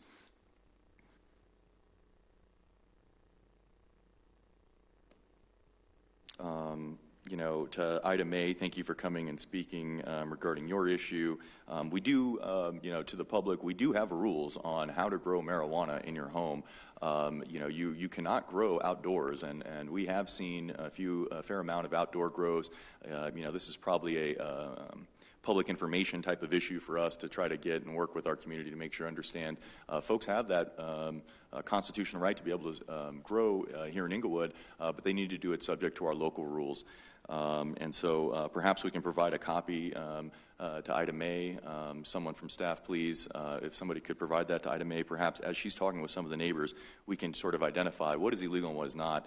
And I would always encourage reporting. If there is fear of retribution, please call me. Please call your council member. We can keep we can keep your name off of the report if you really are fearful of retribution. But things don't get better unless we report them. So to everybody out there, please report crimes in the city of Englewood as you see them happening. That's all I had this evening. I'll move on to, I apologize, I don't know who was first. I'll just move down the line. Councilmember Yates. Thank you, everyone, for coming and speaking this evening. I'll start out with, it's very important to all, I'm sure all of council, that everyone is treated fairly. This evening there's quite a few topics brought forward that are, I would say, quite detailed and complicated. What I will say is that I will take in consideration everything that's being said this evening and all of the information coming down. It's going to definitely require more discussions among council on these things. But thank you for coming and speaking about that. The Oddfellows. I've been asking a question for over a decade. What is the Oddfellows? What are they? I knew that they were a fraternity, but I had no idea to their history. Doug, thank you for bringing that. That's a question I've probably asked a good 50 times over the past 10 years and spent hours, I shouldn't say hours, but at least an hour on the internet trying to figure that one out. So thank you. And when it comes to the historical issues here in our community, I will say that I'm very much in favor of having something in our comp plan that would establish a boards and commissions so that we can start looking at that. And I would say, I can't speak for the rest of council, but I think the sentiment is there among other members. Thank you. Councilmember Rolson. First of all, I'd like to thank people for coming and caring and sharing their voice. I wondered if it might be smart to have Mr. Kick speak now, or are you going to have him do it at the end of all? Because we might keep saying things that's not helpful, but before he says something, I want to say this man works tirelessly. And I really don't appreciate some of the comments that have been made. They're sort of innuendoed rather than just straightforward facts. So I want to give him the opportunity to speak here. I've never seen anybody work so hard for issues like this since I've been on council. So I don't know if you have time to respond to some of the things, or would you rather wait? Okay, so that being said, it seems like there were 4 or 5 issues tonight rather than talk to every single person that came up. The first one was iBake. I have family in town from Minnesota this week. And they are very anti-marijuana. Of course, all the jokes, you hear from people out of state and everything. But in the context of talking with them about where we are as a state, we are in a very strange place. We voted as a state to legalize marijuana.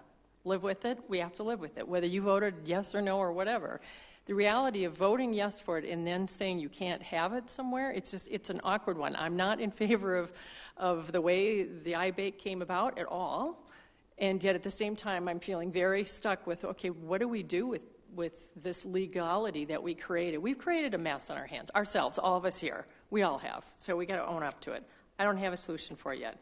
Second thing is the water plant.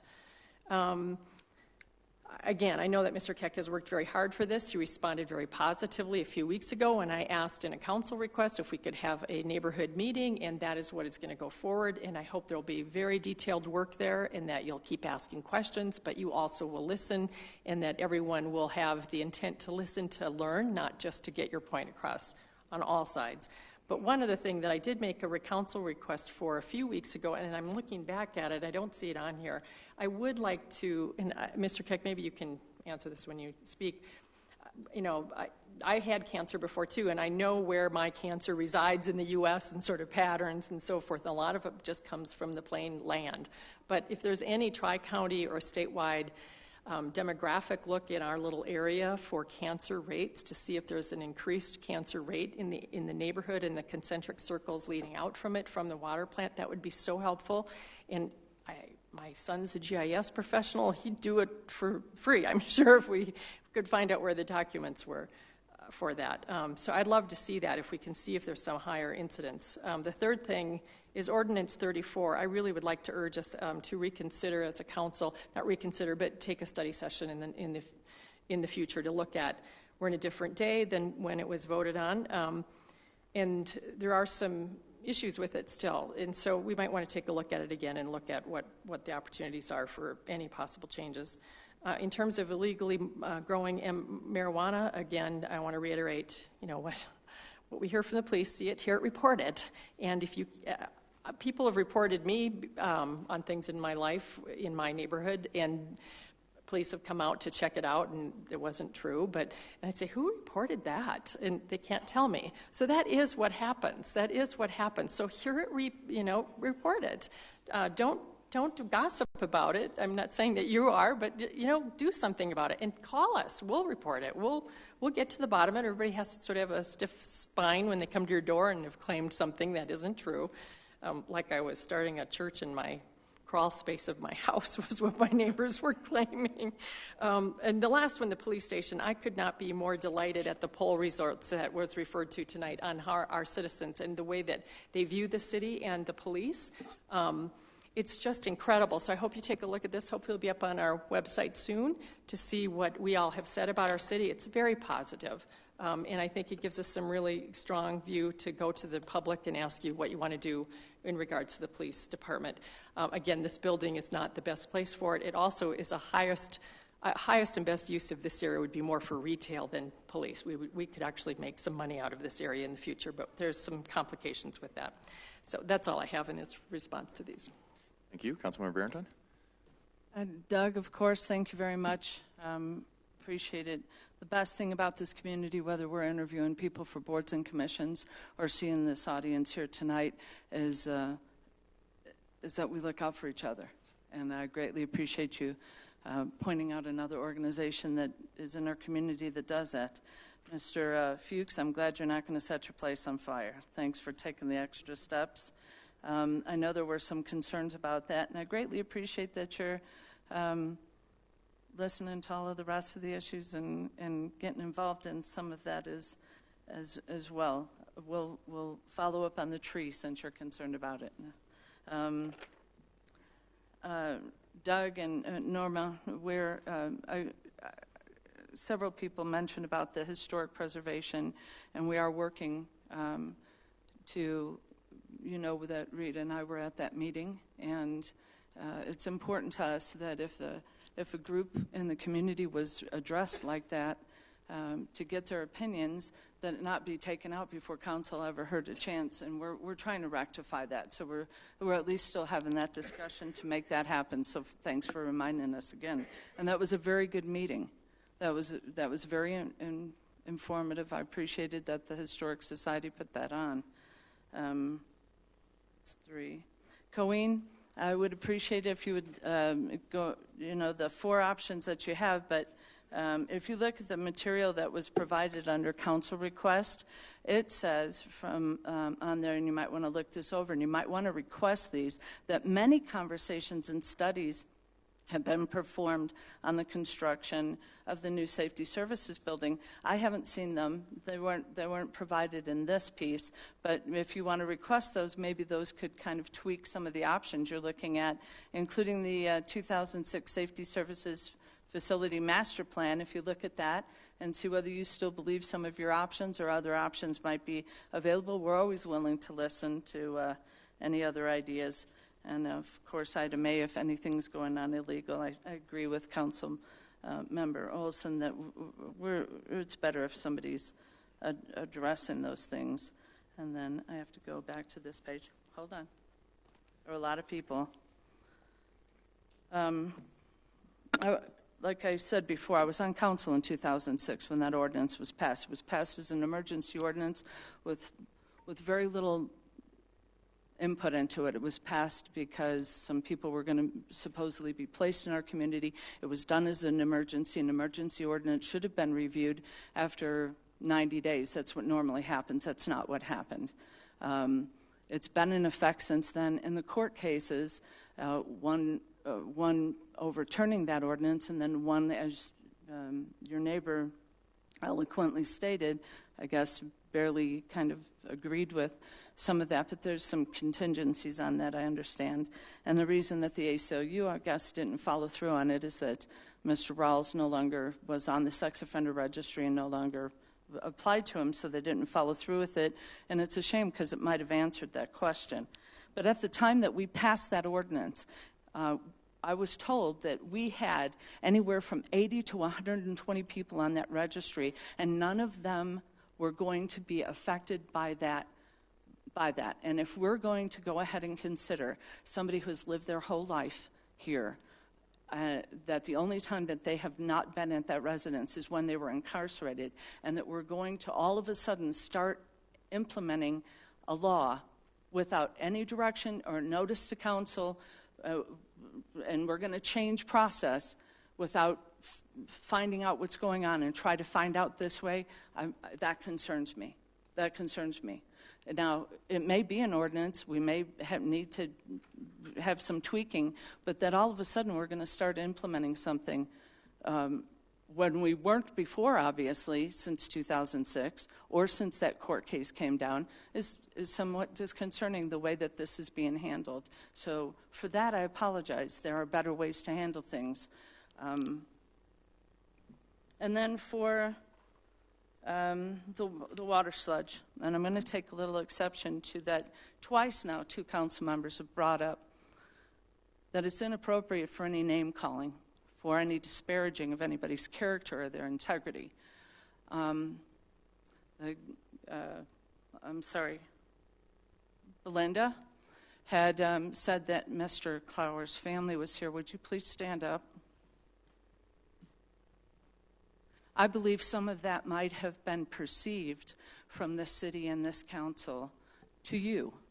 And I'm here to tell you that it was not intended, that I have a huge amount of respect, as does a lot of the community, for his heart and where he is at this, where he was trying to go with this.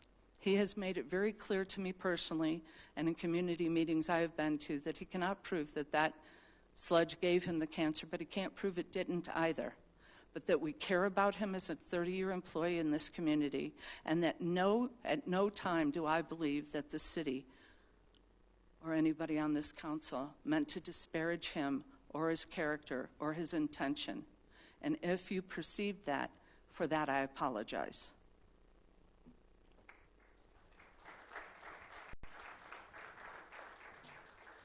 Please acknowledge that we are trying to go ahead and move forward so that we can build the trust, get the information, that a community meeting is being scheduled for sometime in August, and that I believe with the best of intentions we will try to get as accurate of information as we can and make it as open as we can so that nobody feels that they are stunted in asking a question or getting an answer that they feel is more legitimate or justifiable. And I appreciate all of the research and information that you guys have done. It's been amazing. It's a lot to go through, and I will take the time to do that. Thank you.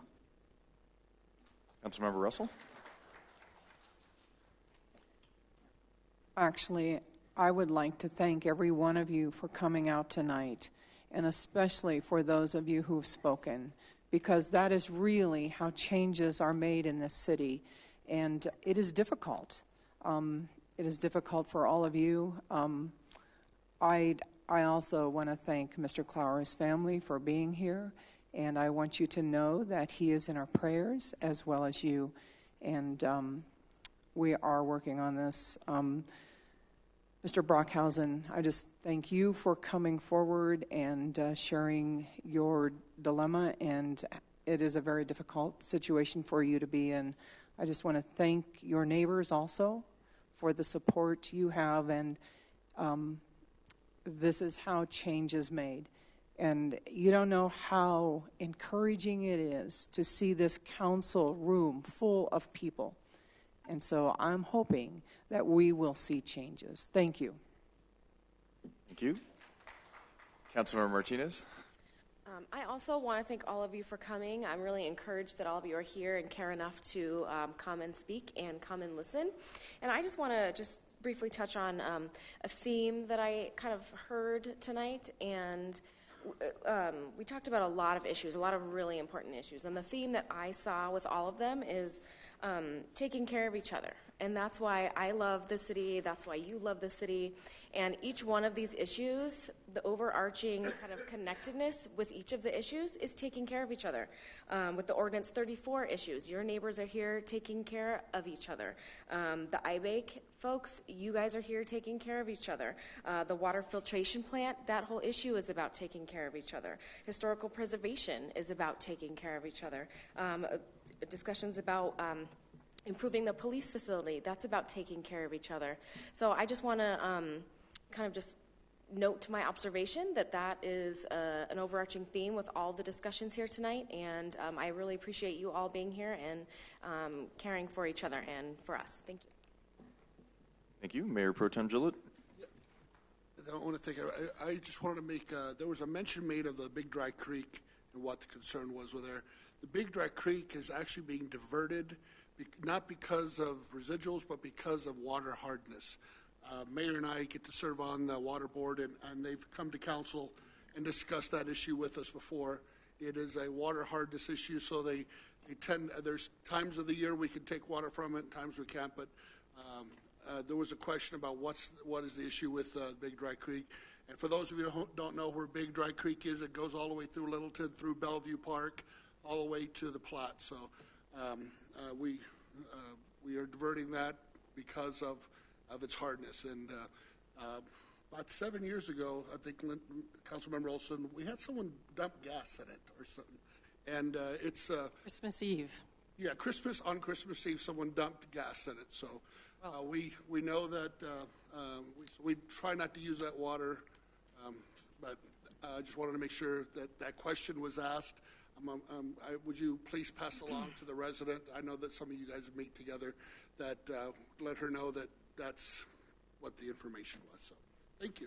Greg, thanks for addressing Pat's question there, and we are funding that a lot through the Denver settlement, so that's good news. Councilmember Barentine. All this talk about water, is it possible we could take a 5-minute break? It's been 2 hours. Yes, we can. We have, when we're done with Yes, we'll have Mr. Keck speak first, and then we'll move on to agenda item 8. Mr. Keck, would you like to say anything? Thank you, Mayor and Council. I appreciate all statements that have been made, and I appreciate the contentious nature of this issue.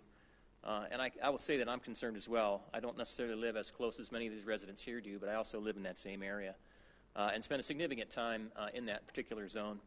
I will say to you that, again, no one appreciates having their character assailed, but I don't hold any enmity for those people who are raising the issues, because I can see that over time, perhaps in the previous administration and previous individuals haven't been as open and transparent. I will say this, I'm trying to get to the bottom of this issue. We're researching this. I certainly understand all that's been raised tonight. There's a lot of facts and things that need to be still looked at and hold people accountable. I'm not at the water plant on a daily basis, so I would not have seen those reports and appreciate hearing that. That is concerning to me. What also is concerning to me is that, again, back to the character issue, people don't believe I'm concerned with Ken or his health or anything like that. I've only met Ken twice. I was supposed to meet with him last week, and he wasn't able to come for whatever reason. It was mentioned a couple weeks ago that Ken carries a coin in his pocket about praying every day. That coin came from me. I pass these out to Christians, specifically when they're struggling with issues. So this is a big deal for me, too. So don't ever think for 1 second that I don't care about the community or the people that are here or concerned about our employees. But enough about that. To get to the bottom of the issues, council and the community, we will continue to look at this. And again, if we find facts that need to be brought forward and people need to be held accountable for their actions, we certainly will do that. That goes for anybody and anybody that works at the city. I'm not a water engineer. I'm still trying to get my arms around this issue as well. I've read more reports from the EPA and the state of Colorado Department of Public Health and Environment over the last month than I ever thought I would. Same thing about marijuana. I'm learning a lot about being in Colorado, learning a lot about being in Englewood, and there's a lot to get your arms around. But again, understand that we take these issues seriously, and I'm trying to get to the bottom of it and move forward. I can't dwell on the past. I wasn't here in 2012 or 2007, 8, 9, 10, 11. I came in late 2014, and all I can deal with is how we can make sure and improve when we move forward that we are following the Colorado Department of Public Health and Environment prescriptions, that our plant does operate appropriately and it does follow those prescriptions. And so understand that's what I'm dedicated to, and I took the same oath as the City Council did to protect the health, safety, environment of this community, and I take it seriously. So thank you. Thank you for those comments. And with that, we'll take a 5-minute recess. Thank you, everyone. I just got it this weekend at Golden Buffalo Bill Days Festival. It's one of those double insulated ones or whatever. Yeah, and it keeps stuff cold for 24 hours and hot for 12 hours. We even tested it. It is. We even tested it last night. We put some ice in it. 3 ice cubes, and then we checked it this morning. There was 2.5 ice cubes still left overnight. Impressive. Swell bottles are also like that. I don't know if you've called swell bottles. They're pretty cool too. They're the same thing. I love it. I'm hooked. We bought 3 of them. This one and a huge one. Yeah, mine would have to be big because I always carry lots of. Yeah, we bought one for my stepdaughter's softball games.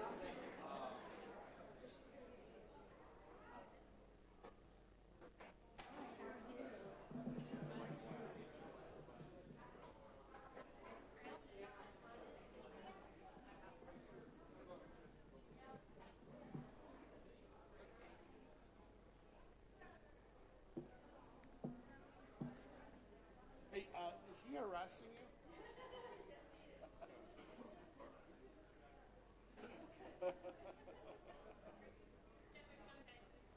Oh, that's so kind.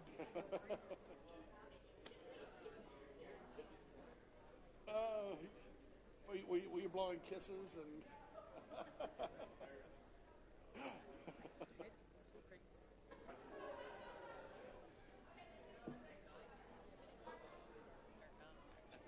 I am not impressed with Tom at all.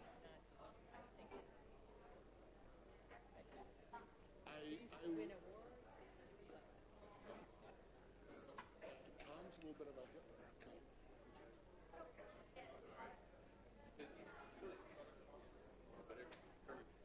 We may need to hire a real director. I agree.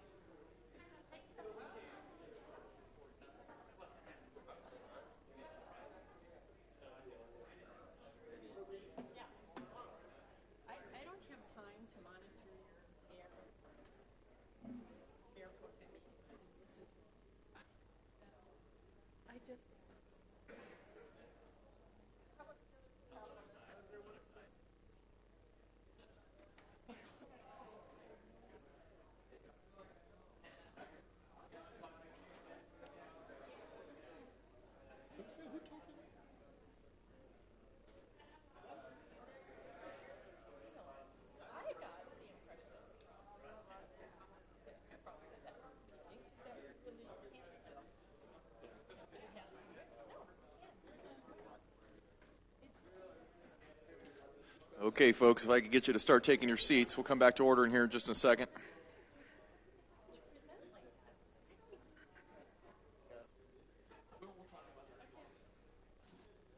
I don't want to go to the EMERF the same way.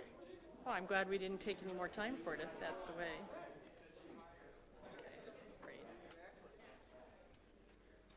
What are we missing? What? Everybody leaves? What? I'd leave too if I could. Where'd Amy go? Did she? Got executive session still tonight. Oh, we might be in luck on the exec session. 6 in the morning. Ew. I wouldn't be like this at 6 in the morning. I have to deal with these government people, and they decide they like inspections at 7 in the morning. And I have to be there 2 hours before the inspection to pump the system up.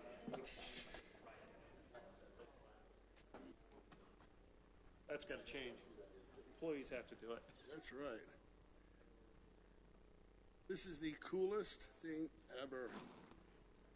Yeah, but it's...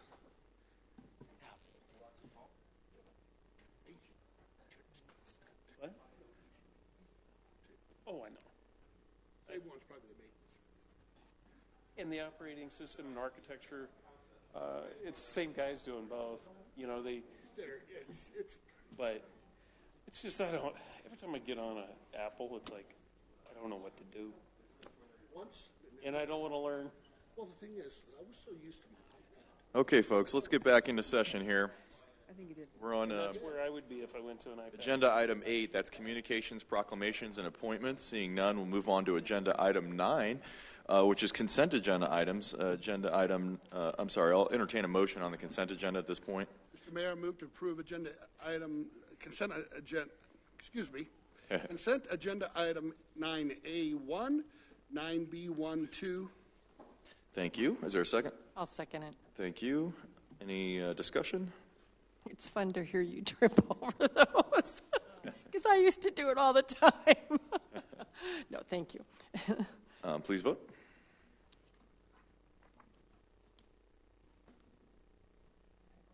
Oh, we waiting on Lou?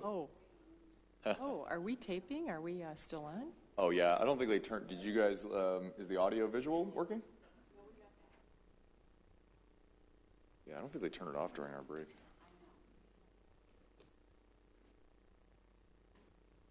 Thank you. Moving on to agenda item 10. There's no public hearing items this evening, so we'll move on to agenda item Does 11. the public need to hear the vote? We need an audio vote. Sorry. Let the record show. All votes have been cast. Let the record show 7 ayes. Thank you. Again, moving on to agenda item 11, ordinances, resolutions, and motions. Under 9B1, we have Council Bill 27, submitting to a vote of the registered electors of the City of Englewood at the next municipal election, November 8th, 2016, a ballot question to raise taxes on the sale of retail marijuana. Our staff source is Finance and Administrative Services Director Kathleen Wrinkle. I don't know that we have a presentation this evening. We've already passed this on first reading. Does anybody have any questions?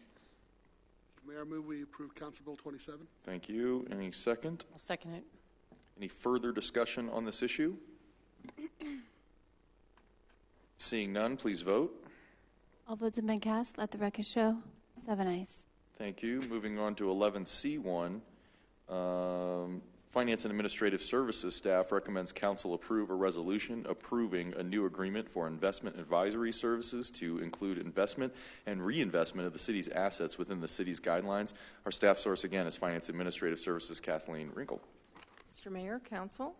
So this agreement with Insight Investment Advisory Services, as you stated, is for investing and reinvesting the securities and cash assets of the city in their portfolio. It is in compliance with the city's investment policy, which was adopted in November of 2014. The service was competitively bid. We had 4 bidders. One was non-responsive because they were out of state, which was one of our requirements, and the other 3 were Insight Investment, Public Financial Management, and Chandler Asset Management. The Insight Investment Advisory Services is our current advisor, but they had the best value. The proposed fees are based on market value of the investments and are expected to cost about $45,000 in 2017. This is approximately $8,000 less than our 2016 cost experience and is due to the improved fee vendor schedule provided.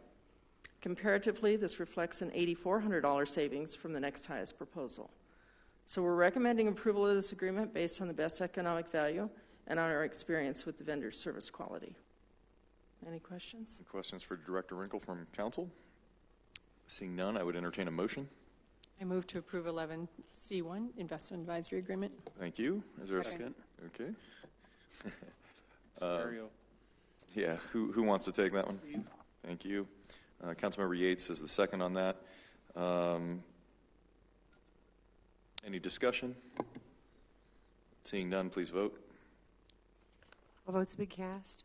The record shows 7 ayes. Moving on to 11C2, Finance Administrative Service staff recommends council approve by motion an agreement for strategic procurement consulting services provided by expense reduction analysts to include review of the city's procurements, recommendations for cost savings, and assistance in achieving those cost savings.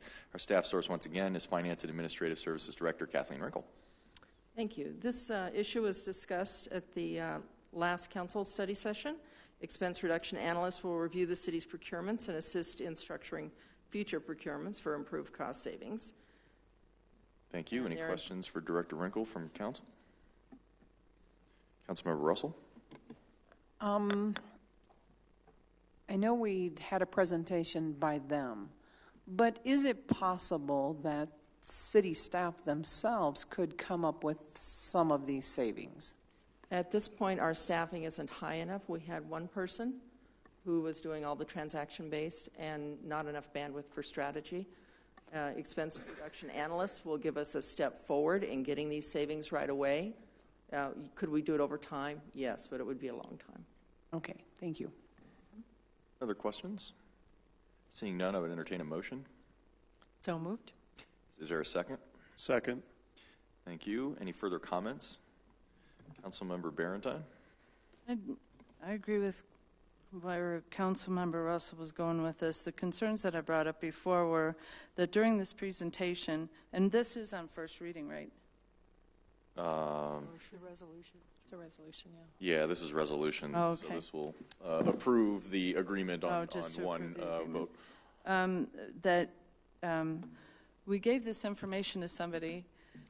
They looked at it online, identify $1.5 million online, and we don't have professionals in our director positions and in staff that couldn't have done at least some of that. Is some concern that we didn't have a little bit more analysis of this and exactly what's going on. My example to him about the 2-year contract and him not resetting, if he saves us $500, he doesn't reset it, and for the next year, it goes for the 2-year period. So the clarity of that wasn't exactly where we were going to save. I saw the wide-eyedness of all the council members going, we're just going to save $1.5 million every year, but that's not how these things work. And so I am a little concerned about going into this without a little bit more analysis about exactly where we were overspending and how we could address this in maybe a variety of ways, including in a variety of ways. So I will not be voting for it. I don't think there was enough consideration given for this process, mostly not enough consideration given to the analysis of how we ended up in a problem where somebody can easily, by looking at our website, identify $1.5 million that we're overspending. So I'll not be voting for it. Thank you. Councilmember Rolson? Maybe Director Wrinkle or Manager Keck, would you like to respond to any of those kinds of claims? Because I think that you can look at the savings a couple different ways. Yeah, this particular firm, because of our new transparency initiative, which Council asked for, called Open Englewood, Open Financial Portal, they had their experts look at our finances and specifically our purchases. And because this company has experts in many different fields, specifically specialty fields like commodities, office supplies, fuel, chemicals, they looked at that and said the price per unit that you're paying for your chemicals, we can do better. Specifically, too, again, as Director Wrinkle has mentioned, we only have one person who does procurement. It's not that she couldn't do this. It would take a significant amount of time, and she doesn't have the expertise to go out to market to identify areas. We use BidNet, which is helpful, but not everybody participates on BidNet. This particular company would utilize experts and resources and relationships they have with many different suppliers and vendors for materials. Again, I've utilized this company on the private side, and the savings are significant. Matter of fact, he didn't go into it because he wasn't the individual that was representing Ground Force Worldwide where I worked. And talking to colleagues who are still there, I mean, their savings has now gone up to $1 million themselves with the material, steel, and things like that they're procuring. And so they've seen the benefit of this and purchasing items that they purchase a lot of. If it's just a one-off, we're not going to utilize ERA for a one-off purchase. The example of one refrigerator, we wouldn't do that. But if it's things that we're going to purchase many of and we repeat, that's where the savings come in, and that's where we would go. So I believe very firmly that this company would really be extreme helpful to us and put our purchasing agent, procurement manager actually, on a better footing to be able to manage existing contracts rather than trying to go out and put these contracts all together herself in a short period of time. Thank you. I wanted to say that I was impressed with them. I do think that this is a specialty area for people to do. I asked for this for 4 or 5 years ago from our financial director in the past, and the comment was that we're too small to really gain anything from it. So when I heard this coming up again, I was pleased to see that there's something we actually can do, and to have someone who really knows this stuff. You have to write codes to get to milk this for all it's worth, and that's not what we hired this other person to be doing. So I'm fully in favor of this, and thank you for even taking the risk and going this way. I mean, it's risky when we don't do it from the past like that, so it's a new thing to do. Thank you. Councilmember Yates. I feel that this is probably an important thing for us to do within our community. After working for a local company several years back where we moved about the same amount as our budget each year in product, we had over 8 people in our purchasing department that worked constantly. And we got some of the better pricing within the industry, but we still weren't getting the best pricing within the industry. What I see that this company can bring to Englewood is the fact that they have people who can do analysis, people that are actually buyers, people who go out there and go to these trade conferences and do the backroom deals. To purchase something correctly, it takes a very talented staff along with a lot of people and a lot of hours. Frankly, I don't think the city has the budget to hire a purchasing department that can do what these guys can do. So I'm very much in favor of doing this, and I think it's a great thing for us. Thank you, sir. Councilmember Russell. So what happens if they come up with some areas that we can save money, and for whatever reason we choose not to? Will we still have to pay them the savings that we would have received? It's only, okay, go ahead. No, I can answer that question because I, exactly as you enunciated, ran into that the previous company I was within. We looked at their market basket representation. They gave us vendors, and in some cases it was better pricing. But the CEO of the company I worked for said, you know what, I have a relationship with Haskins Steel, and I always want to buy from Haskins Steel, and I'm willing to pay them more because they're local, they're here. We can remain with Haskins Steel, and then Haskins actually sharpened their pricing, and we didn't have to pay ERA anything for that because that was our preferred vendor. The city gets to determine in what categories we move forward with. If we don't like their recommendations, even if it is a savings, my recommendation is don't move for anything unless it's over 5% savings. So we would probably stay with existing vendors. We have a preference for Englewood vendors that we want to maintain that we probably wouldn't leave behind because we want to support our community. So in those particular instances, we would continue with that and wouldn't necessarily pay, we don't have to pay ERA for those engagements. Okay, thank you. Thank you. Councilmember Barentine? How will we determine will we be getting a report so that we know, saying this passes, that on exactly what we're saving on? Because I'm not sure how the second year goes if they're already involved, unless they save on the stuff they saved us on. The concern from some of the conversations I've had is that this is not a savings. We're supposed to stop overspending, that we've put into place, whether there was a lack of oversight or a lack of management, to go ahead and we were overspending. So we're going to stop overspending then in some areas. Then I'm not sure how they do it the second year, but are we going to get some kind of report or detail? Because that's how they get paid, so there must be a formula, way to do this. Yes, there will be reports and details, so we'll be sharing those with you. But as for purchasing, let's say it's an Office Depot, they will save us. We purchase with them every year. So what they'll do is help us find the savings, and it might be in the way they have their pricing. Right now we use a lot of community-based pricing. That is. No, I understand the process of the purchasing. I know my example of the one refrigerator has been disparaged several times, and that even the gentleman that night said, we're buying more than that. I get that. I was just using the example to try and find out how his contract over a 2-year period was going to, and he answered my question. But I get it. We're not just buying one refrigerator. We will be tracking those individual ones that we agree to, and then based on the savings over our original prices, how it would be determined that half of the savings is theirs and half of it is ours to keep for the first 2 years. And the third year, it's all ours. Okay. Thank you. I will also comment that I will be supporting this. To the folks in the public, as Director Wrinkle just mentioned, they don't get paid unless they save us money, and we split the savings with them. So if they can show us how to operate more efficiently and purchase more efficiently, I think we need to get to that level of efficiency for our residents and businesses. Is there a motion? So moved if there's not. Second. Thank you. Any further discussion? Seeing none, please vote. All votes have been cast. The record shows 706 ayes and 1 nay, and the 1 nay being Councilmember Barentine.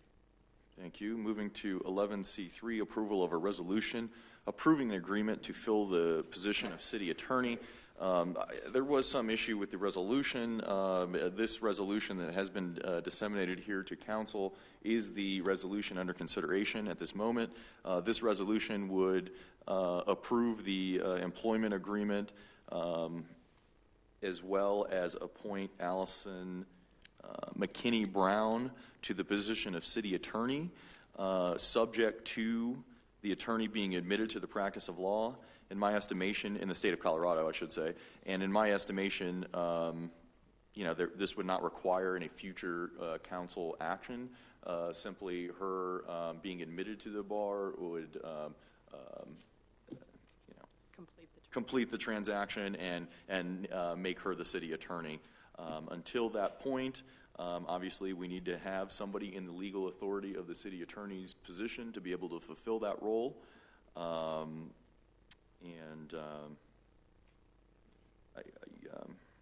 suppose I would like to ask Mr. Comer if he would be comfortable staying in that role for some period of time.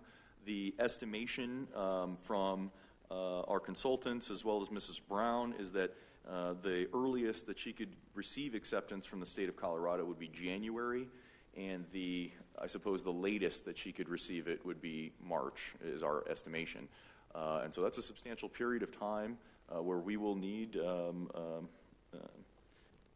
advice and our functioning city attorney's office. I would like to ask Mr. Comer if he feels comfortable weighing in on this at all. Mr. Mayor, I'd like to think about it for a little bit, if that's okay with council. In the meantime, I will continue on with the duties as assigned, so there won't be any gap at all, but I would like to consider it. No problem. And, it would probably be appropriate. The executive session at the end of the evening was, for a potential, any potential personnel issues remaining, so we could schedule that at a later date if you felt that was appropriate as well. I would entertain a motion on this. Second. Thank you. Comments, please? Councilmember Barentine? To start with, the fact that a resolution is changed and then given to us, handed out at the last minute here is not acceptable. I mean, here we are talking about transparency and keeping things open. We haven't even had a reasonable chance to look at a change on this. Second, the process was so absolutely ridiculous in doing this that we're going to, first of all, that we picked people in executive session that we shouldn't have. I objected to all of those meetings. They were not open and transparent, the process. Even though Allison McKinney, that you're going to be putting in here, said that if she okayed it, if we wanted to do this in public, at least I respect her for that.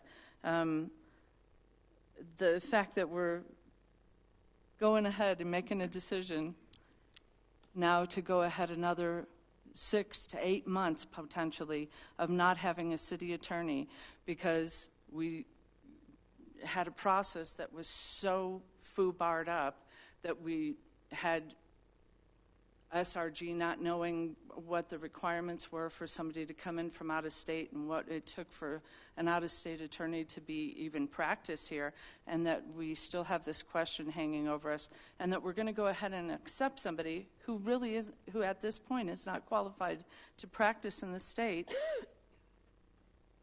The whole thing's been a mess, and no reflection on her. I appreciated she was in my top choices. I think she's an excellent attorney.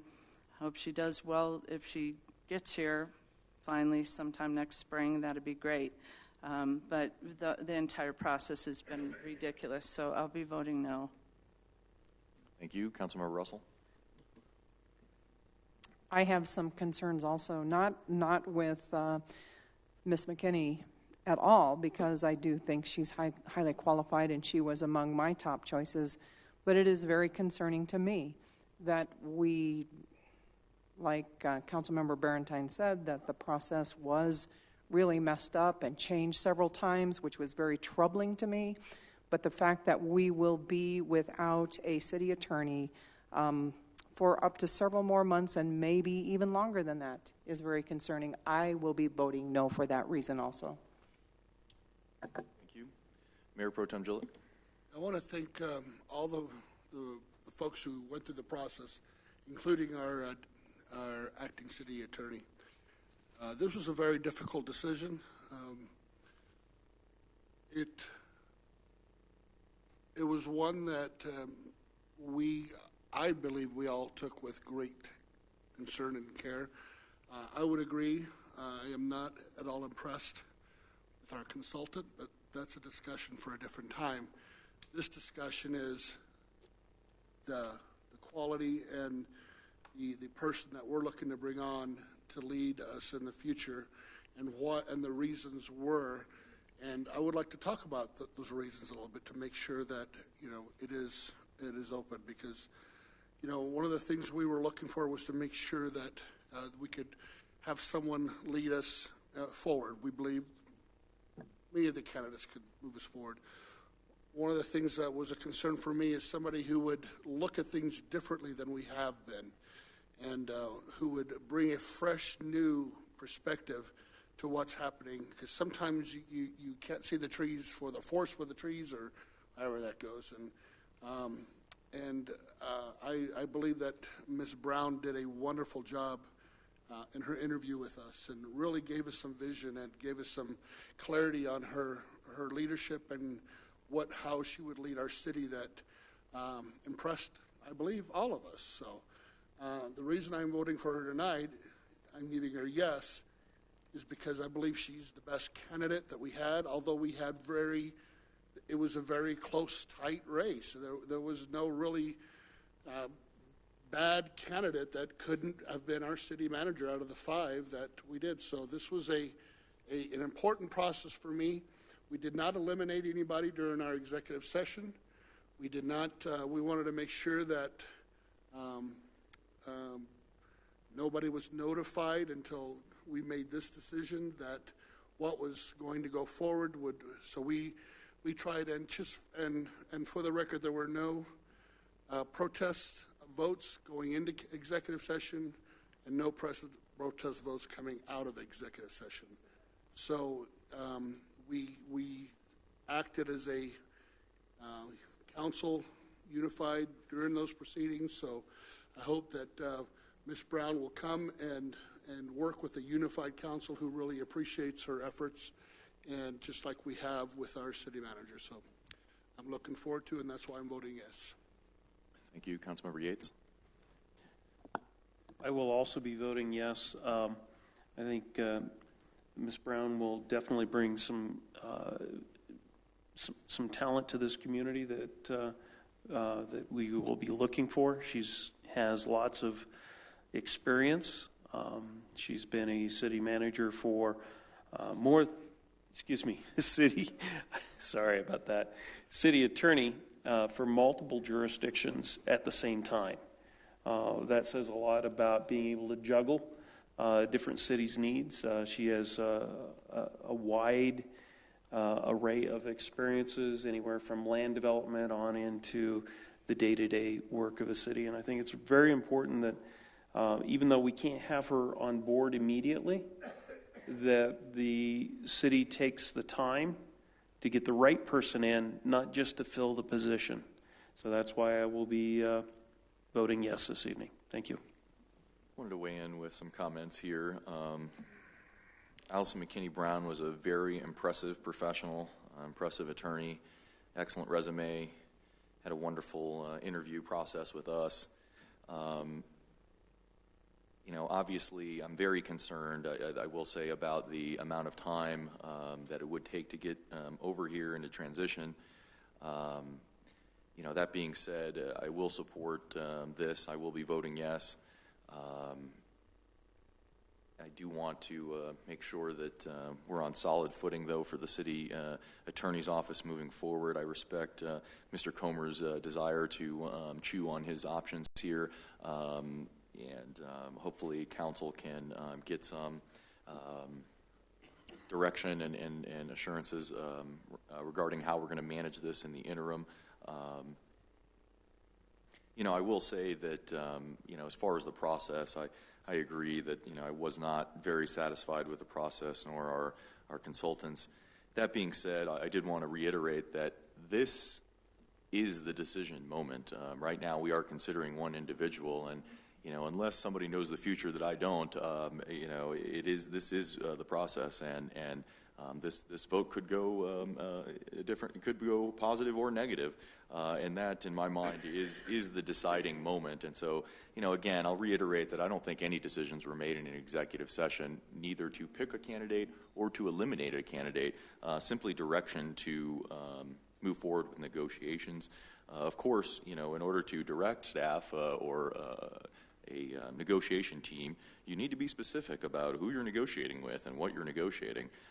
And so that's, I think, some of what you're hearing as far as people's different opinions on decisions being made in executive sessions. But I'm happy that we're bringing this forward in a public forum now to name somebody or consider naming someone as the city attorney. Councilmember Olson. I think that the statements that have been made about Allison are true for me too. She was really an amazing background of city attorney work already in a number of communities, and that was her bench strength that stood out to me, as well as her style. But I think what I find difficult about tonight is that we are a very conflicted council on how to make decisions like this together, and with varying perspectives on how to use executive sessions, we're in a very awkward place where we're deciding something that's going to happen in 6 months, and yet we have an acting city attorney here who we could not contact beforehand to begin a conversation about, would this work out? Could this work out? Would this be the best for you? And I feel like we got really hamstrung by process that I think was railroaded.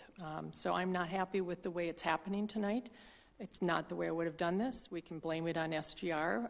There are some things about what they did that really put us in a bad place, but we also need to take some ownership for the way we work together, and perhaps decisions get made. So I'm not happy, Mr. Comer, with the way this has come down at all. So I respect your desire to sit and think about it. You have every right to do that at this point.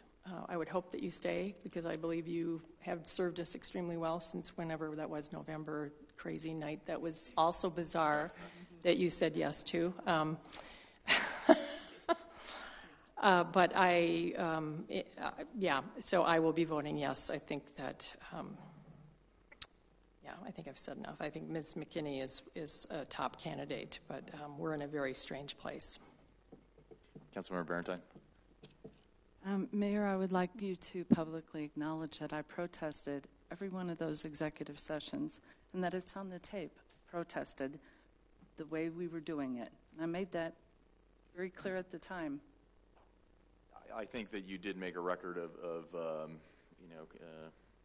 contesting the way things moving forward. I think Mayor Pro Tem Gillett was commenting on the votes going in and out of an executive session. He could focus on that if he wants, but when we went into the meeting, prior to going into the meeting, I objected to going into the meeting and said that I would have to stay and be part of the process in order to represent my district, since you guys were going to do it anyway. I heard your objections. I don't recall whether they're prior or post, but I did hear your objections. Are you acknowledging that I objected to them? Yes, ma'am. Okay. That's what I just said. Then that's what I asked for. It was just the acknowledgement of that, because whatever narrative Councilmember Gillett wishes to use, I did object to them. I'm objecting to this vote tonight. We had 56 people.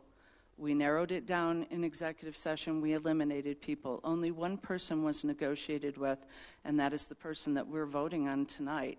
So to rubber stamp a decision that's made in executive session, so whatever way you guys want to spin this. I'm still objecting to this process. I believe it's a violation of the open meetings law. I believe it's a violation of the executive sessions law, which clearly states that executive session, you cannot make a decision. And that's exactly what we did. It's exactly what's going on tonight. So I, again, object if it's public enough. Thank you. I would like to, go back to a comment here, and I didn't really describe why I'm supporting Allison McKinney Brown, even over my objection or concern about the amount of time. What I loved about her was that she didn't take a siloed approach to being a city attorney's office. This isn't an attorney who's going to sit in an ivory tower and wait for legal issues to pop up. This is a partner for our community, for our city manager, who is going to be attending these meetings and helping us build community and foresee legal problems before they begin. So I love the proactive approach. I love the non-siloed approach, if you will. So again, that's the reason I will be supporting. I agree. I'm concerned about the time, concerned about the process. Ultimately,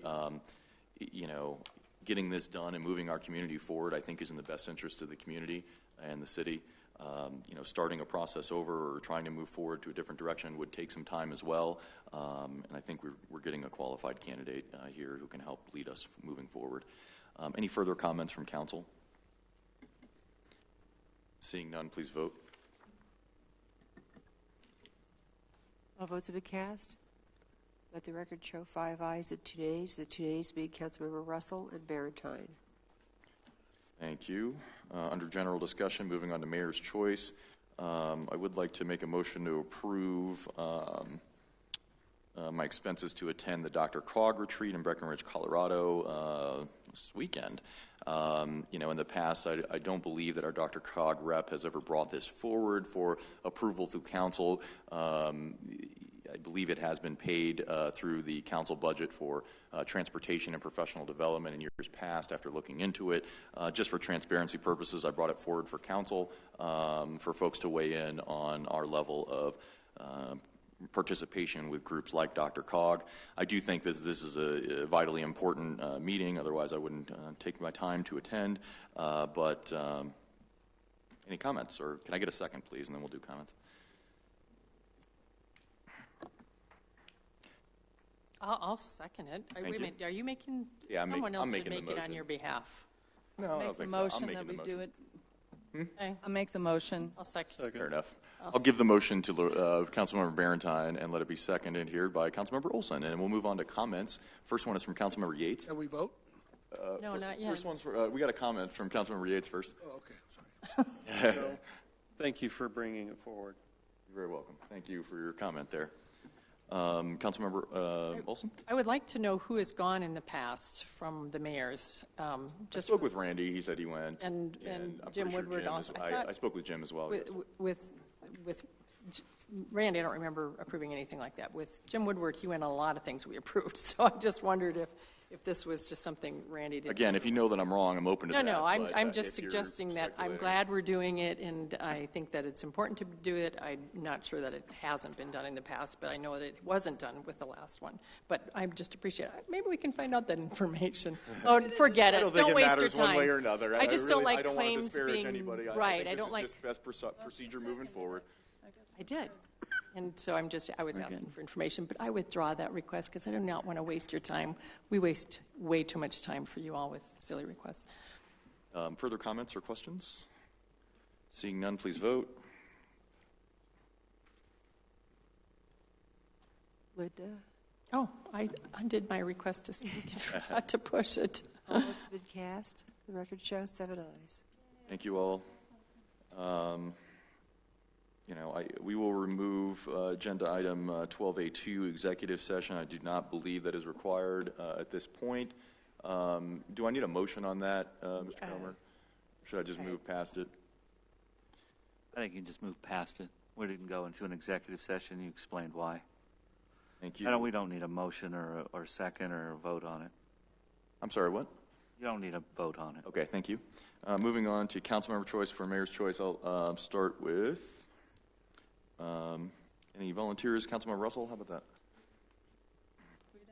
Would you mind kicking us off on member's choice? You want me to start on the other side? Actually, I don't have anything at this time, but I It's an easy could one, have then. when it gets back. All right, you can press your button if you'd like. And, Okay, thank you. Councilmember Barentine. Elaine Holtz, who comes and participates, older woman, she's 82, was hit by a car a few months ago. They sent her back to rehab, and then after she was in rehab and back home for a short period of time, found out that she had a broken vertebrae and a broken rib as well from that car accident. She was back at the hospital and is now back in rehab. And so if you just keep her in mind, I hope soon that she is back giving us all a lecture on what's going on. So if anyone wants additional information, let me know. I am in the spirit.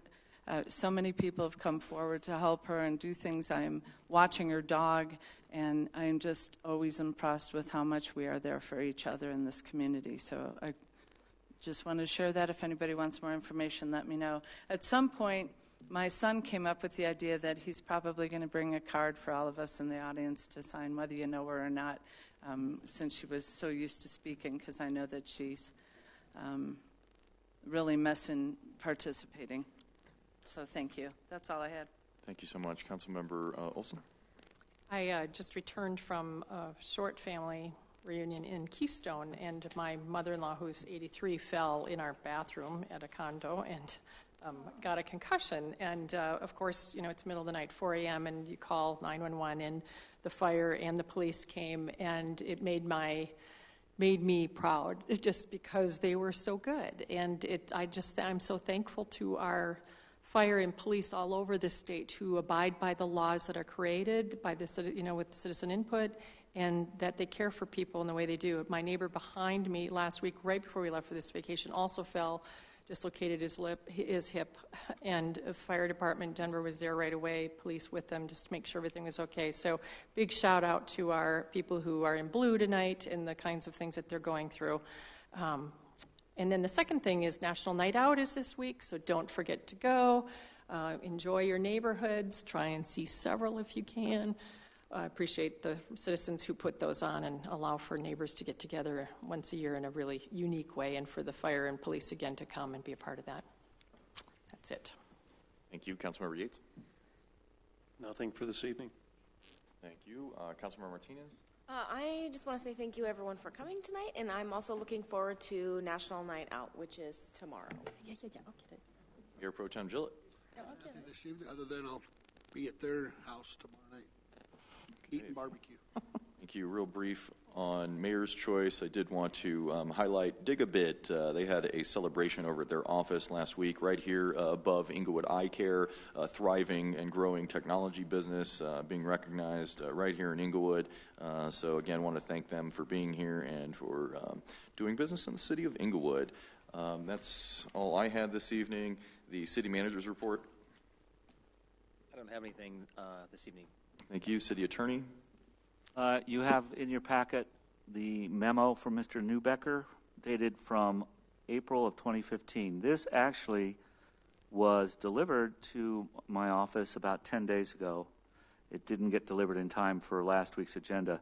This is information that Councilmember Barentine asked for on July 18th when she asked if Mr. Fuchs had had any contact with any staff. So I took it upon myself to ask staff if anybody had any information, whether or not Mr. Fuchs had had any contact with the staff. This came out of Mr. Newbecker's files. We have never seen this. This was the first time that I had seen it in April just 10 days ago. Had I seen this before, our conversation regarding iBake and what we're going to do with them would be completely different. Because this is basically saying that staff received an inquiry. If Mr. Fuchs spoke to Mr. Newbecker, who says, yes, you can go there, and Mr. Fuchs then goes and gets a license to open a business, that creates a different kind of issue. I'm just providing that to council for just to think about it, because it does change, I think, somewhat of the argument. because, to be perfectly honest, Mr. Fuchs relied upon the city, a city staff member who no longer works here, and their information to him about being able to open up in that location. And I can't argue with what Mr. Newbecker puts forth in his recitation of the current ordinance, i.e. the assembly characteristics, the definitions. That is in Title 16. So I just wanted to provide that to council. Thank you, sir. Some questions from council. It sounds like Councilmember Barentine. The concern, and I appreciate that Mr. Newbecker isn't here anymore and that he's easy to throw under the bus, but this memorandum comes through Michael Flaherty, who's the deputy city manager at the time, to Eric Keck, the city manager, and then you would have to tell me that it would have been a deputy city manager who was participating in this with Mr. Newbecker, and that this never got sent. That's concerning process. I mean, it seems like a whole bunch of people got this, or at least were consulted prior to him writing this, and so I'm just concerned about the way the documentation is going and how we're keeping track of things like this that we didn't know about. It's concerning on a process level. I can appreciate that. It certainly was concerning to me. Mr. Newbecker never came, as you can see, the last sentence, we will defer to the city attorney to determine the legal issues with this type of business. He didn't come to us to talk about that. Well, and neither, the fact of the matter neither is, did Mike Flaherty then either, if you said you didn't see this. That's correct. I'm not trying to throw anybody under the bus here. I'm just telling council what I know. That you as the city attorney, acting city attorney, never saw it. That is correct. All right, we'll leave it at that. And I was not in the acting position at the time. I was the deputy city attorney. That was last year. Yeah, okay. But again, it was never brought to my attention or to Mr. Brotzman's attention at the time. And I'm going to take your word for that, and we'll leave the rest of the people out of having to answer it. It's a process issue. We need to make sure we're keeping documentation and know what we're doing. Thank you. Councilmember Russell. I just have a question. Did you know about this memo, Mr. Keck? I received a lot of memos, and I don't recall this specifically. However, I did have a conversation with Chris Newbecker once. Somebody gave me a copy of Westward where it talked about iBake coming to Englewood, and I wanted to learn more about it. And I asked Mr. Newbecker, I think after the application came in, to do this analysis, and so I'd forgotten about it. But yeah, I mean, it's not something I had a copy of on my computer. I looked because I did my research as well. Anytime anybody has a core request or a request as Councilmember Barentine brought up, I couldn't find that in my records. Okay, so just one other question. Does that mean then, since you didn't get it, and Dan Brotzman didn't get it, and you didn't get it, that Mr. Flaherty was the keeper of the information? I can't describe that definitively. I'd have to ask Mr. Flaherty, and he's no longer with us. Okay. You didn't say you didn't get it. You just said you couldn't find it. Yeah, I couldn't find it. Okay. Yeah, I mean, I didn't have it on my records. You don't remember one way or the other? I don't. Otherwise, I certainly would have brought that up a long time ago. Thank you. Let's move on to Councilmember Olson. So how did we find this? it was provided by a staff member up in community development. And how did they happen to come by it? When Mr. Newbecker left, as far as I know, he left his files because he was working on city projects, and they were looking through those files for something other than this memorandum, but for some other project, and came across it. And as soon as they came across it, they emailed it to my office. So we don't have any track record of it coming by email to Mr. Keck's email nor to Mr. Flaherty's email at this point. Can that be checked on? Because I mean, it's through Mike Flaherty to Eric Keck, and then it implicates the city attorney as the next person it should have gone to, but neither of you would have had to have given it to him, because it's certainly, or to Mr. Brotzman, but he's certainly not on this memo. I mean, either Chris Newbecker never sent it. I can't believe you would have gotten this and read it and not said, holy moly, one of you, But that's a huge assumption, or you're overworked and getting too many emails. This is problematic. The timing of this is very problematic. Understood, and I think we did have a moment of when we first received this. I think this is why the Liquor and Medical Marijuana Authority ended up actually looking at trying to see if they could be regulated. To be honest, I think this is where this is all spawned from. There are several employees who are no longer with us that probably touched this, including Sharon Washington, who was previously over the cannabis issue for the city and the city clerk's office. Again, I'm not casting aspersions or throwing darts at anybody, but certainly understand the council's concern at this point in time. So I guess my question then at this point is, do we need to hire outside kind of person to take all this, try to weave it together and figure it out, take it off your plate? Well, we could do that. We could also discuss the possibility of licensing them, which is how we brought this up back in May. I think we brought a proposed ordinance for licensing iBake. At that time, we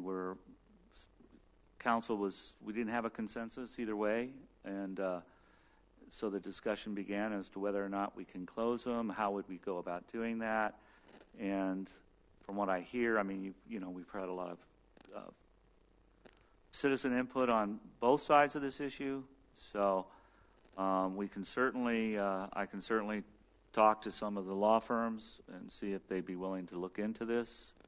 Give an opinion, if you will. There is actually a marijuana under SRSA that we get to use, and it doesn't really cost us anything. So I might be able to contact I would love to do that, because I think Mr. Fuchs deserves a really clear ruling from people who have had to do this. I don't think it's not what you have to do all day long. I don't expect you to be able to know this. And I think the citizens do, too. I mean, you didn't get to see the views over here, people accidentally clapping for you, going, oh, wait a minute, I don't really like iBake when you got up to speak. But I think it's important for us to get this right. I think we have such a divided community. You know that. We all know that. We're very divided. I think we ought to have someone from outside take a look at this. That would be my suggestion. And try and get some ideas. What are all the possibilities? And then we have to make a decision. This is a whole new piece of information. Thank you, Councilmember Yates. Well, the first thing I'd like to address is this goes out to the community. How we kind of got here tonight is at the time all of these memos were flying around, we were in a lot of change in our community. We have a new city manager. We had staff changing. We were implementing new processes. There was quite a few processes that Fire department.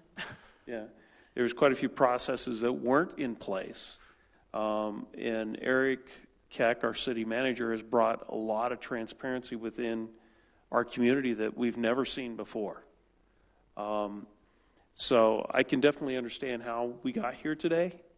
And frankly, I don't think it's necessarily a fault of any specific person. It's just something that happened during the amount of change. I think council should definitely be taking a look at this issue, and Mr. Fuchs definitely deserves a yes or no answer. Now, how do we go about doing this? I think that's part of the discussion we should have as a council. Thank you. Without any further discussion, we're going to adjourn. Anybody else? How are you going to handle this going forward then? What are we going to do going forward? It's going to be on a study session, or there's going to be, we're not going to... We already agreed to do outside council on that. We talked about bringing outside counsel. Mr. Comer, can you describe where you're at in that process right now? I'll talk with Andy Nathan and see if he can help us out. He's the SRSA attorney that we get to utilize, and it doesn't cost the city anything because it comes underneath. What do you think the timeline might be for something like that? I couldn't tell you. I'd have to talk to Andy first, but I could, I'll try to get some information to council. We'll get this scheduled as soon as there's more information available for council. Councilmember Barentine? You had said that there was another process, so that's what you're talking about, like with the license? Or that originally we were going to bring an outside counsel because right, to possibly... the process that you found out we had for businesses and to address this. Yeah, originally what we were talking about is hiring an outside counsel to possibly take over the situation in closing iBake. But then we got, right after that was the July 18th meeting. It isn't, but you mentioned a hearing process, so that's what, we would also have this attorney do that piece if that's what came up then. Correct. All right. Correct, yes. All right, I just want to clarify. Okay. Thanks. Okay. Sorry, one other thing, too. I think, that analysis or outside counsel would have had to start with an analysis or recommendation of the situation, you know what I mean? And so I think that doesn't change where we're at. What we're looking for is a third-party opinion here so that council can hear that and then make a decision and direct whoever the, representative is. Just want to be clear. Thank you, sir. And thank you, everybody, for a good meeting tonight. We're here adjourned.